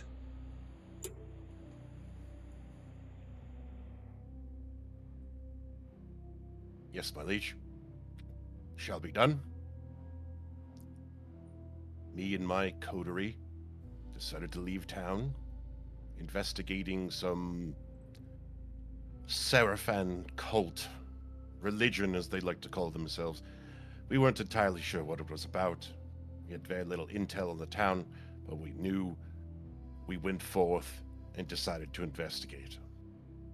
Upon investigation and arriving at the scene, we saw various individuals of repute, mainly of a poor class, entering the establishment. Me and two of my fellow compatriots decided to go into the building. Mr. Vega and Miss Sage. As such, we entered the place where it was a form of worship. It was quite strange, really. As they had their communion, drank some faux wine that was most definitely not wine, potentially blood, but I'm still unsure because did not get to question the individual. We stuck around for a while longer, spoke with the individual who was a thin blood of all things, which I haven't seen one of those in years. Then we stayed for the midnight mass, which everyone vacated prior to, then rejoined. Our other compatriots decided to check out the graveyard and investigate. Mr. Beauregard, Mr. Vega felt it necessary to leave, as he felt a tad skittish. Mr. Carlos was apparently performing a stealth op, which, on his part, bravo. With that said, sir, my liege, the midnight mass began and they brought a relic, a jaw, a bone. They perceived me as an angel for some reason, since I did be the experiment to drink some of this faux blood.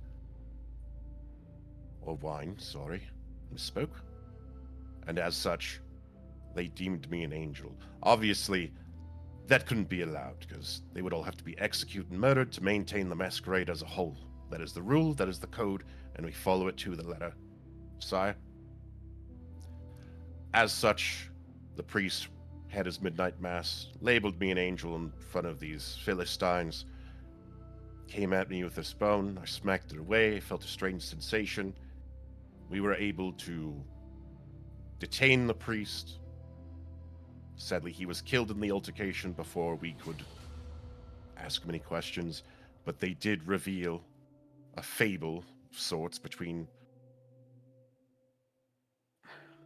a tale from the Bible of all things, believe it or not, Cain and Abel, and then revealed the Sabbat sigil behind them, which I haven't seen in God knows how long.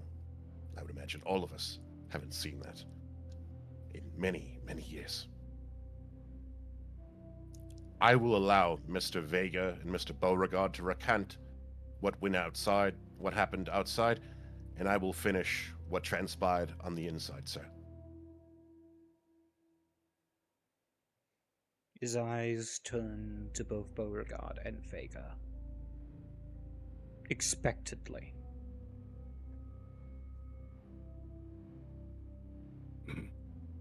Your Highness. When I went out to the graveyard and found what to be shallow graves, inside was what Tobias described as shovel heads afterwards, and we killed as many as we could. One got away, but Tobias said that he would take care of it. He looks to Tobias, who simply nods, and then looks back to you.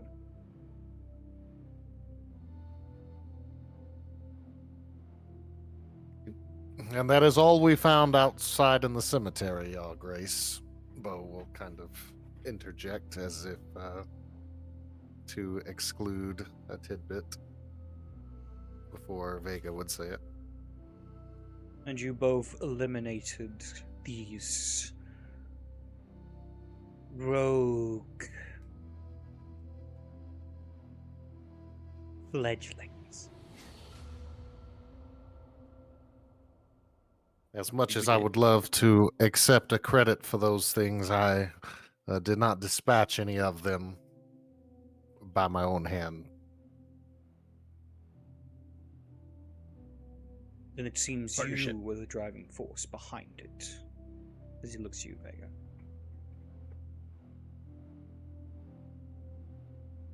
I only did what was necessary to protect the masquerade. Well, You do your clan proud.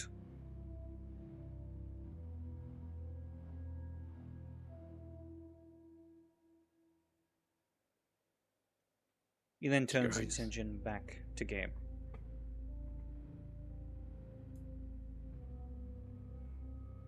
Continuing on, your liege. After we detained the priest, Miss Emily decided to go outside and see what the commotion was. It was Mr. Tobias coming in as backup, which was much appreciated. And he maintained that no one would escape, as they should not escape due to the Masquerade.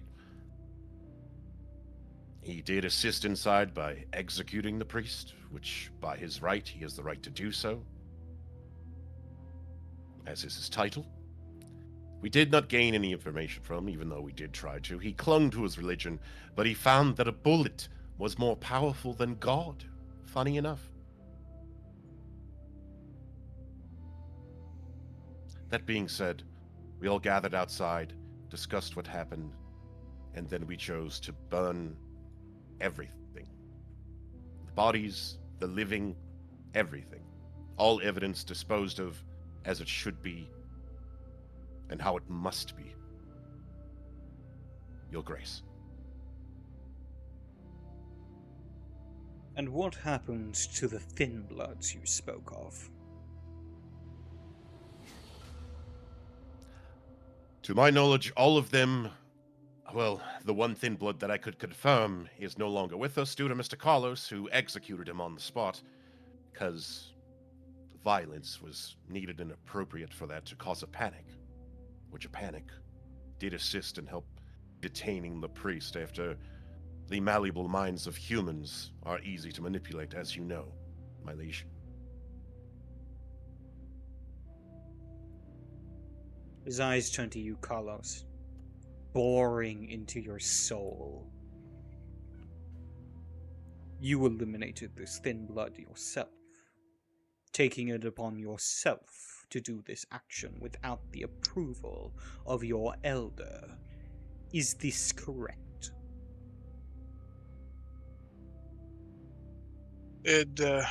I assumed that these two thin bloods were an issue to the Masquerade, so I do apologize, my lord. I did take it upon myself to end both of these threats as I saw them.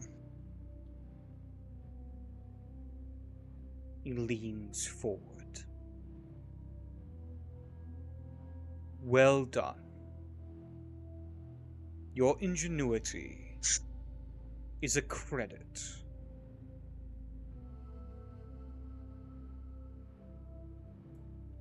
As said, Your thin bow. bloods are a danger to the Masquerade. But much more, they are a sign of something far worse.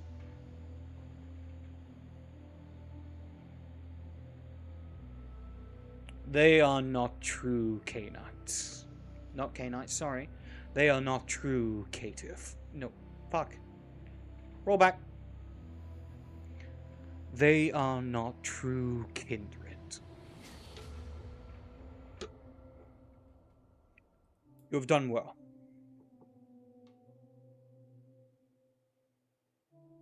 Is there anything else you wish to raise?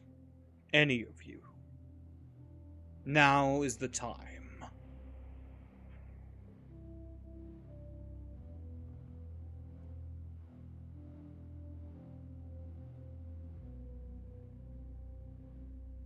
If I must interject, my liege, I haven't heard of the Sabaton to my recollection of 40 years. I've been told by my superiors. I imagine, I do not wish to assume, mind you, because I know your machinations are far beyond my understanding, that our potential assignment is to assess the Sabat threat.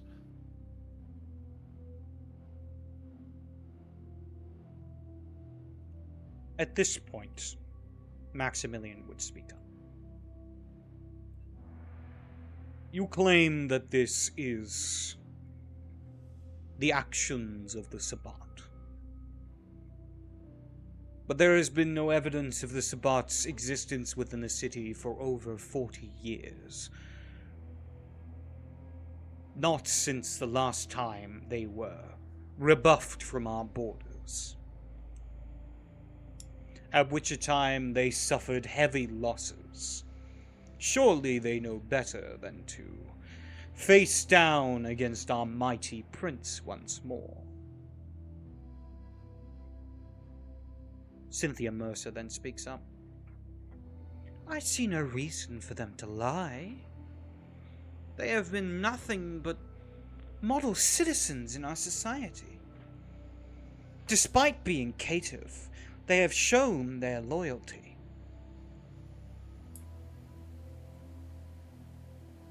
Adrian Carr, the Tremere Primogen, adjusts his glasses. If you would like so, my prince, I could investigate into the truthfulness of these caitiffs' words. I only require a vial's worth of blood from each, and it can be done in your name. Vandal interrupts. Fuck that. I say they've done well enough. As well, they handled this situation, didn't they? Place is fucking ashes. So why are we even having this conversation? It's dealt with. It's over. Fuck it. Dr. Wallace Caine continues to make notes in his notebook, sitting upon his chair.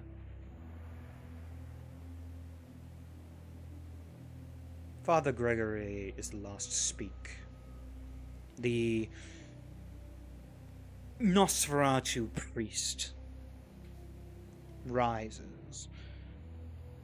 My prince, I have received no word of Sabbat interference in or around this city. It is possible that this is the work of a rogue agent. Simply someone taking on the name and the affiliation of such a group in an attempt to intimidate us and make us think they are bigger than they are. This does not have the hallmarks of a Sabbat invasion. At least, not as much as I could tell. The prince takes the words and counsel of the Primogen, but he does not make one move to show which way he is leaning.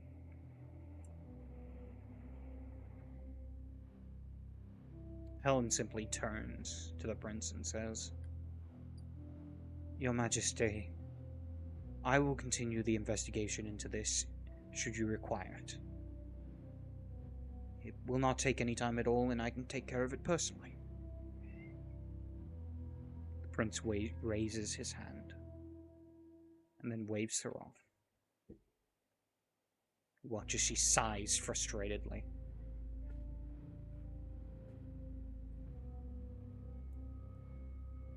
I have taken your counsel. It seems to me that this is the work of a rogue kindred. I find no need to get the city in a panic with rumors of Sabbat invasions. So let this be the last that is spoken of it. This city has and will always stand as a bastion of Camarilla power. I will not allow any to spread paranoia where it is unneeded.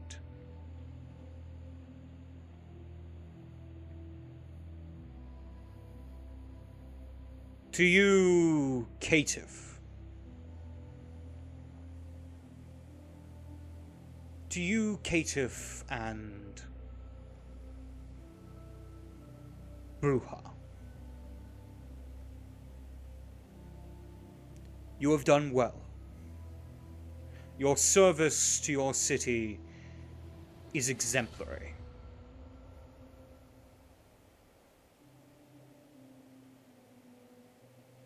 Your service to the sheriff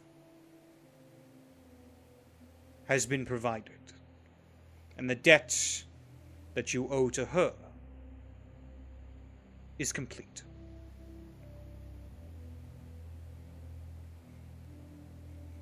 You move closer to being recognized as true neonates of our society. And to that you must be commended.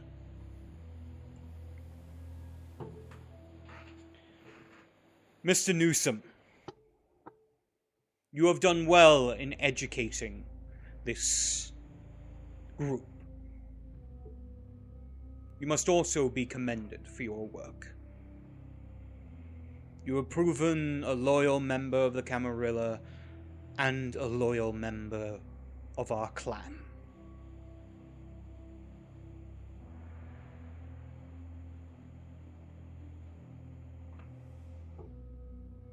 With that,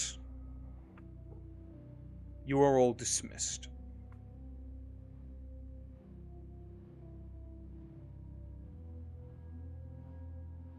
Gabriel will once again, in a dignified fashion, bow, and he will say as he does, "Yes, Your Grace, thank you very much," and begin to vacate the room. Thank you, Your Grace. Bowing as well, following suit. And then we'll look at Vandal as he leaves, just to see what Vandal looks like. The expression changed. Vandal is kind of looking around the room, but he does look at you.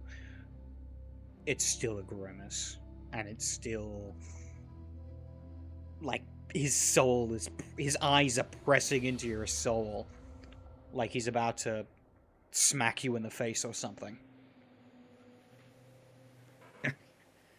Double step. I'll bow and I'll leave. So, if Vandal's like on the way out, Sage will just kind of like whisper like "thanks," Yeah, and we're then kind looks of all over like, to the like Adrian, like "thanks for just not letting that guy." For you, Sage, she quickly scuttles. as you go by, Vandal just says, "We'll talk soon." Yep. But we're are the Primogen and a predominant number of people all exiting? Like, are we all funneling out No, of this they're meeting all room? staying behind. It seems it's just you that are Okay, so visiting. we're the only 5 exiting. Okay. Yeah. By chance, was my mentor present? Lucille. Is she... Lucille is not. Okay. Lucille was not, in fact, Then not no, at I the Elysium this night. Then I do nothing except follow the group. Step out into the hallway, and you watch as the door is closed behind you. And you are left alone.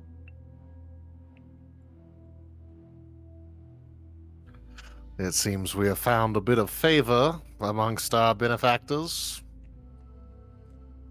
That went a lot better than I thought it would. Also, Yes. it said Vega of Bruja. Does that mean cats? Given the way the you were girlfriend acting came in the through. graveyard, I suppose that is where you belong. Like a beast. You're muted. Oh, can't hear you, Congratulations, Vega. Mr. Vega. If you're saying anything, You're muted, Vega. you're muted. Oh, there we go, sorcery. Oh, yeah. I'm shocked just as you all. I don't even know what to think. I'm elated. Terrified. I don't think Vandal likes me. No, he was giving you the extra pissed look. Yeah. Which is different from his usual pissed look, actually. Slowly picking out his his I faces. recall, it doesn't seem that Vandal likes very many people at all. But I do think that brown nosing your tutors works. Hey, no one's brown nosing Gabe. Gabe, are you feeling like anyone's brown nosing you? Yeah. Gabe, that's what I meant. Regardless of brown nosing, we did gain some favor. Yes, Mr. Beauregard. And Mr. Vega, congratulations. I believe you've been adopted, in a sense. Granted, I won't assume anything.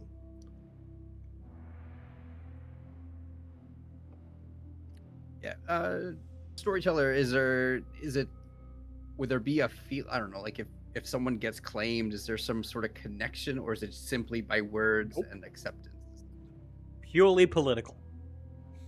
Ah, very good.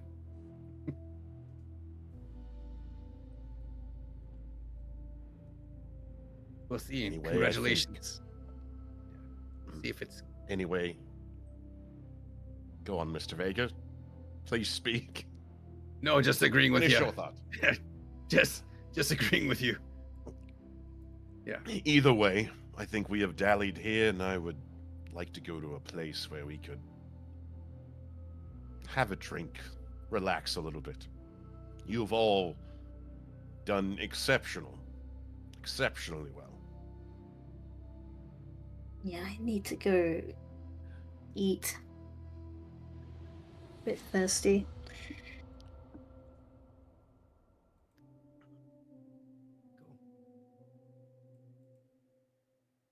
Yes, and I have a vice to quench. Come on, Mr. Carlos, we have a similar one, so let's be on with it.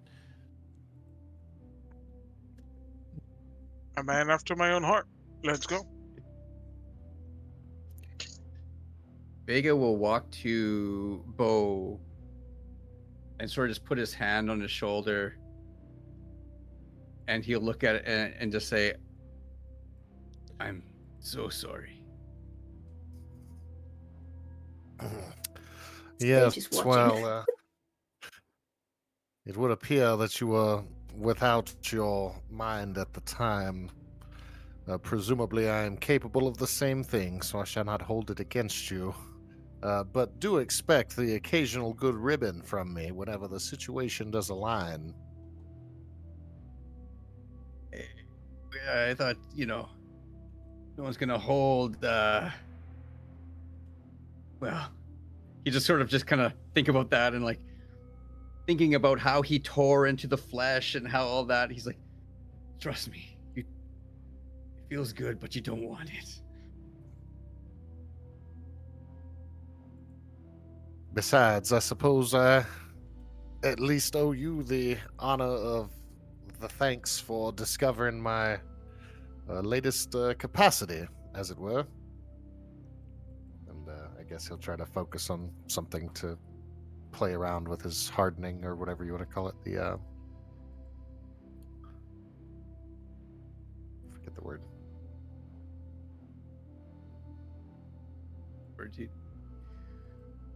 Fortitude.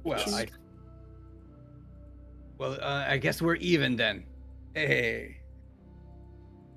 you're welcome. Even. with a joke, he'll sort of pat, and then say to Sage, "But Sage, thank you. You knocked me out of that. Thank you. For throwing you across the graveyard? Yeah, whatever it takes. Could have been way worse. Thank you for not ripping my head off." Well, I know that's one thing that works.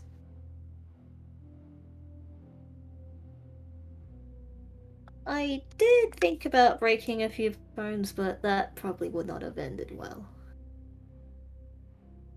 If you didn't stop, that was. Because it looked like you were just ready to eat someone. You were gone. Yeah. Thanks for having my back and not killing me. Well, you can count on me to keep doing it.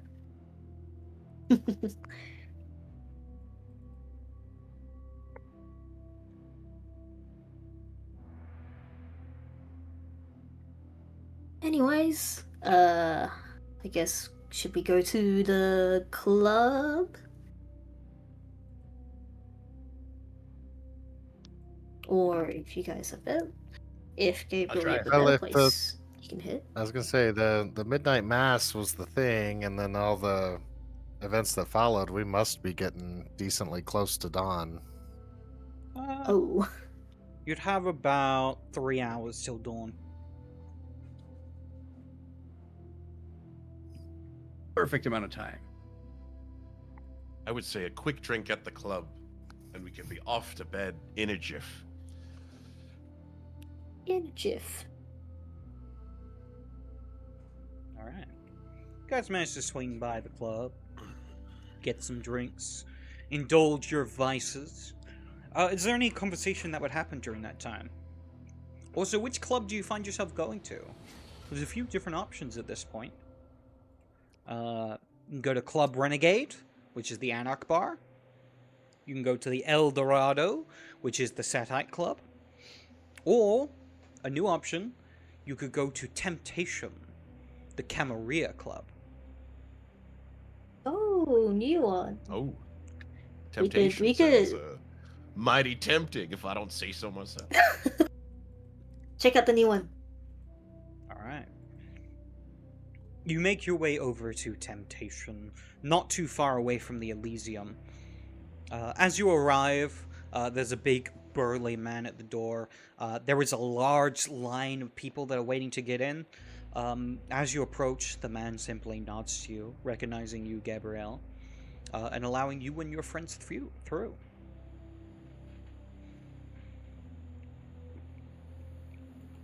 As you do, you guys hear the intense sounds of techno blasting throughout the club.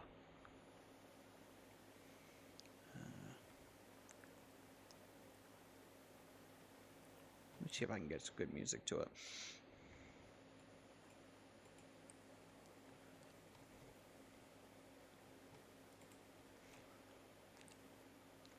There we go.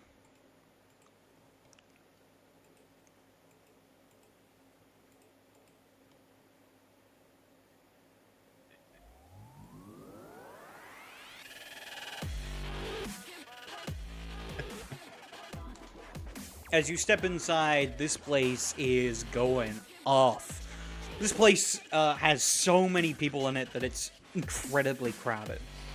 You can see people moving, dancing on the dance floor. The bar is packed with people ordering drinks and getting whatever they need. You see there's also a lot of booths that are kind of set up in the corner of the room where you can see there are a number of kindred individuals who are enjoying their time here. Some feeding in the shadows, others having conversations, some enjoying it in company, and some alone. This is probably the busiest place that you guys have been to since you guys have become kindred. Not for you, Gabrielle. Gabe, you've been here a couple times.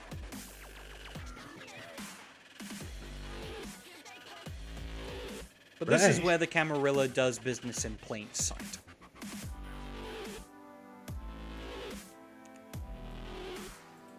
Vega will pull out a bloody stack of money that he had in his pocket during the battle. He's pretty sure it's probably bloody. that grand that he blood. got from Gabe. Hey, drinks are on me. He's gonna slap it down on the table. And then say, I want to buy a round for everyone here. Wait, and he'll say to the bartender, is that enough? Is grand enough? He looks over the money. No, not really. There's a lot of people damn here. it. Also, I don't How think a lot of much- people heard you. Actually, you're probably like yelling over the music at this point. Oh, good, I'm going good. No one heard to me. step away from him. Yeah. Barkeep, with this man's money, I apply whatever funds needed to sustain the rest of the patrons here for the evening. A round and then a couple more on myself. Very well, Mr. For Newsom. everyone. Actually, He's gonna slap, does Gabe have a mortal identity? Or is he just Mr. Newsom? Yes. Theodore Brandt. Alright. Of course, Mr. Brent. Mr. Brent. Thank you. And he's passing it on back. Around for everybody. Ah! He's just trying to as loud as he can. You get some cheers, but also like a lot of people just don't hear. Yeah, I thought it'd be a little bit more dramatic in my mind, but that's fine. That's fine. He says to Gabe. To Gabe, Mr. Brent. You should come up with an alias. Mr. Cass. Oh, that'd be too weird. Really, Vega? Mr. Cass.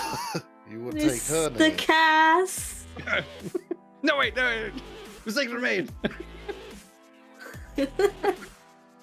Carlos is gonna go off and find his usual taste of blood. That's easy enough in a place like this. Hunting is not difficult. You're able to find the blood that you need.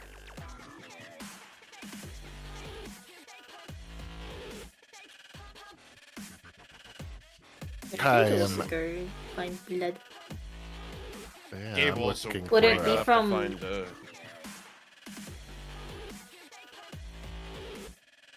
also break off to find his coke blood as well, so that'd be his jam. Easy enough. Is there any of the drinks that also have blood?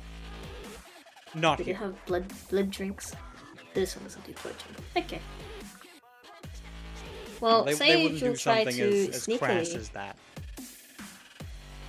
On a camera. Sage would sneakily go find blood by enticing someone to a dance and Easy enough. like basically defeating, well, disguising it as dance moves, basically. That can be done easily. What about How much Beauregard?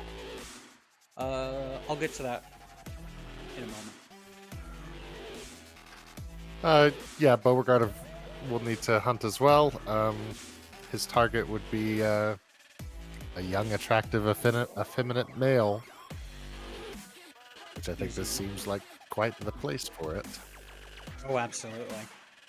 Perhaps one that's already shirtless. Oh, definitely. Shirtless with body glitter as well. Vega, are you hunting as well? I just love sprinkles on my cupcakes.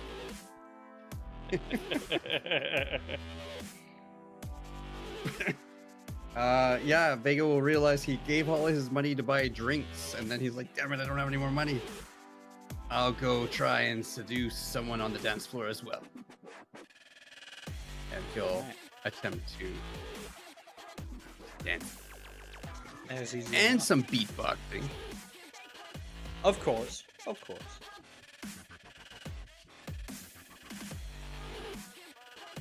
With that, you guys enjoy the night, having your fill of blood. Each of you acquire 4 points of blood. Before... Just Oh, good. a cost accounting. When I used Fortitude when Vega bit me earlier, did that cost a point of blood? No, it did not. Thank you. No problem.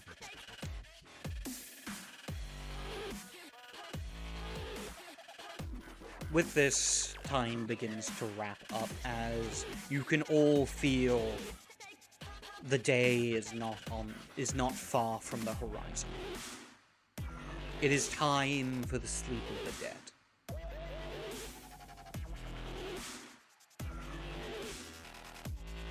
Is there any last conversation you guys would like to have before the day is wrapped up? Or the night, rather? Are we staying in the same areas? Like we are going back to the same places to sleep? Are we all staying at Gabe's hotel, or is it That's up to just you guys. Gabe and? Who goes to Gabe's hotel and who goes elsewhere? I would be returning to the hotel. Yeah, hotel. With Cyclone, see. takes it from the trunk. Leave him in the trunk for a few Safe. days, and then takes him. Not again! We do not endorse bird neglect in this household. Gabe's done with his business trip, driving back to New York City or something. And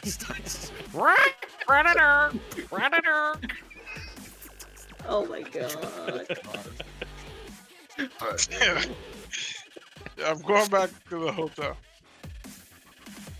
So Sage will actually go back to the sanctum of the Anarchs because of Vandal said. Okay.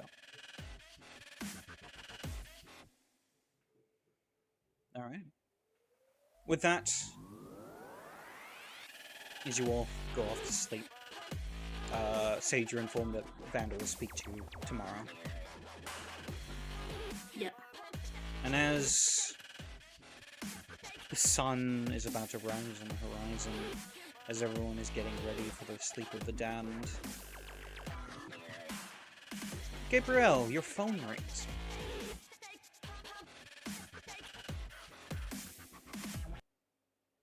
He will answer the phone. Mr. Brandt speaking. Who may I help? Mr. Newsom.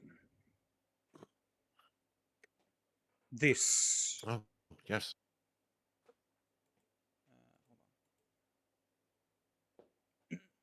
That's right. Mr. Newsom. It's Walter. We need to speak. Mr. Walt? Privately. Of course. You will visit the Yes, Elysium most definitely. tomorrow night. You will come alone.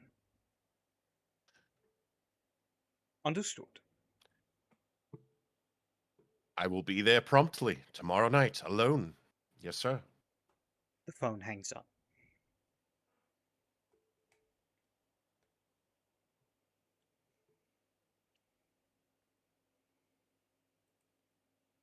With that, as our session comes to an end, focusing on a scene. As the sun rises over the horizon, we focus on the burned remains of a church. We see that police have already cordoned off the area. Number of officers go through, sitting down little place cards where evidence is found or discovered. We watch as an unmarked vehicle arrives at the front. A man gets out of the vehicle. We see he's in a large trench coat. He steps through under the police yellow tape. We see an officer walk up and go, "Excuse me, sir, you can't be here." We watch as the man reaches for his pocket, pulls out his wallet, and flips it down.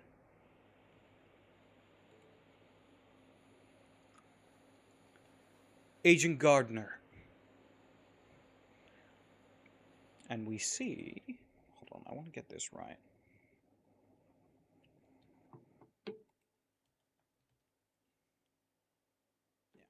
We see as it flips down, and he goes, "NSA. I'm here as part of an investigation into the goings-on of the area." Watch as he closes the wallet. The police officer goes, "What's the NSA doing all the way down here?" Oh no, what's the NSA doing all the way up here? Never you mind that. If you excuse me, I have a crime scene to look at. As he pushes right past him, going into the broken, desiccated remains of the church. We see police officers going back and forth, looking at all the burned, huddled bodies.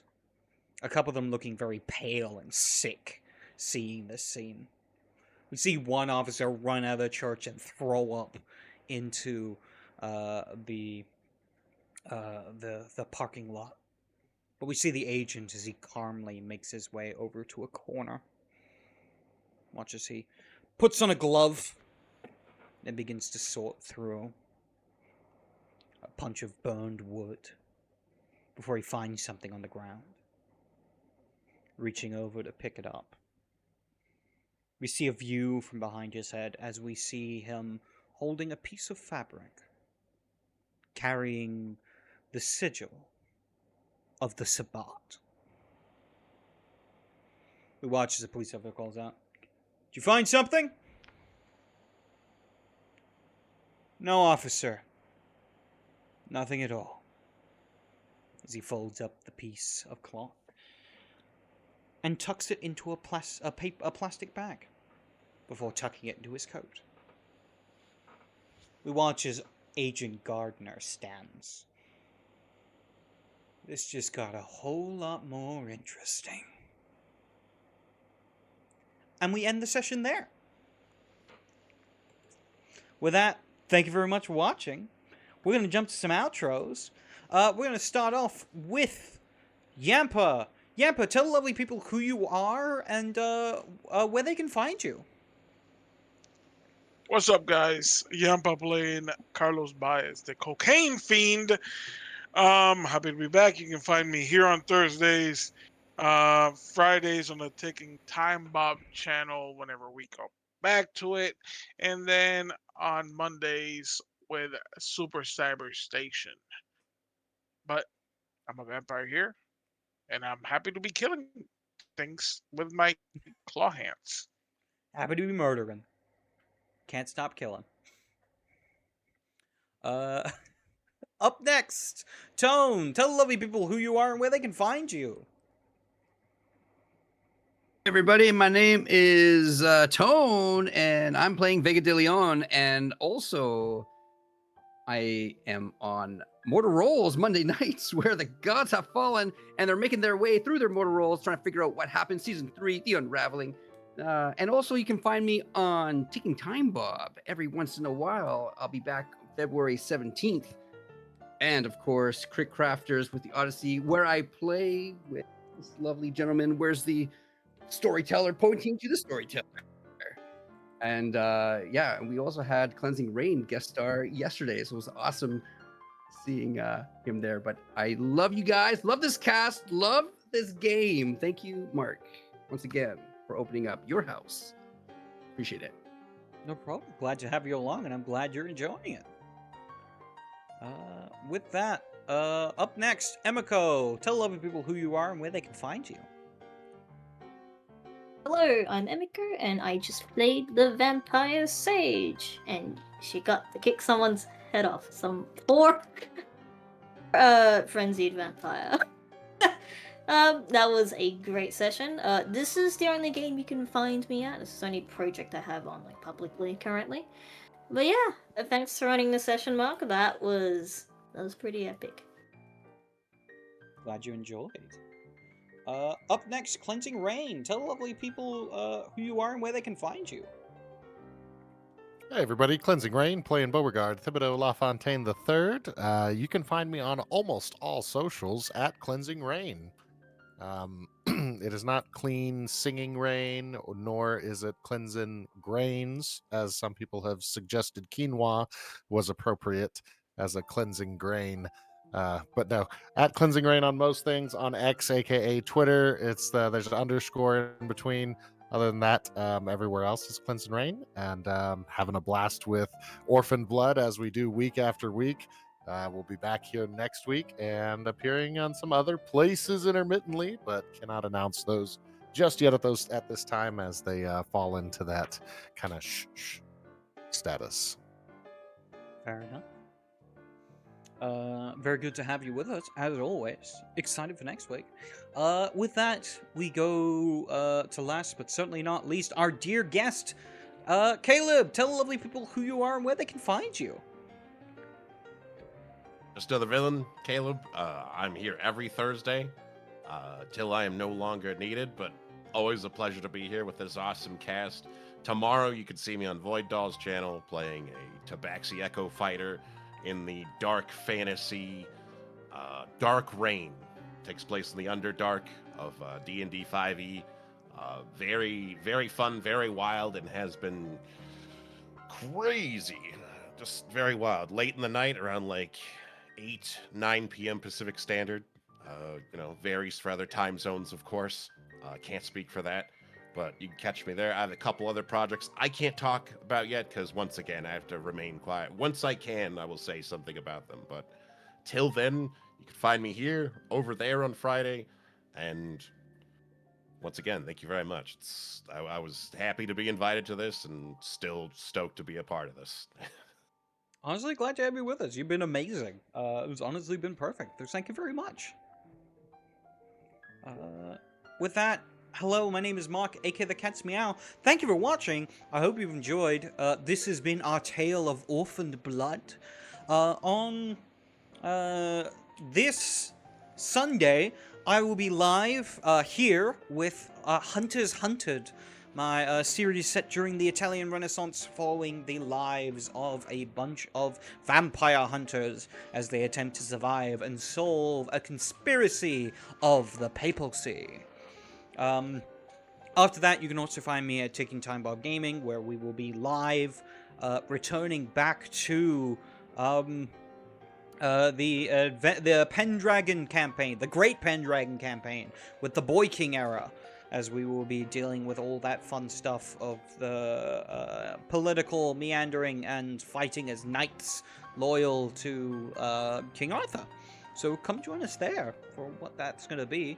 You can also find me live at Crit Crafters on yesterday, which is Wednesday? Yeah, Wednesday. Where we do Odyssey of the Dragon Lords. Go check that out. It's honestly such a fun time.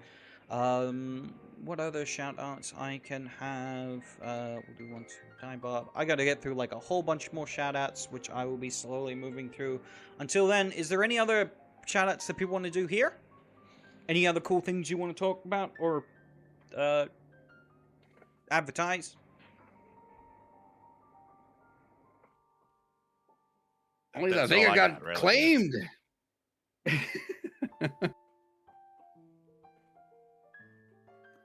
That's something. Moving on up. Moving on out. Moving on up. All right. With that, we are going to get ready to raid out, so stick around. I got a few more shoutouts I got to get through, and then we will be raiding some people. So stick around. Thank you for watching. I hope you enjoyed, and we'll see you all next week on Orphaned Blood. Farewell.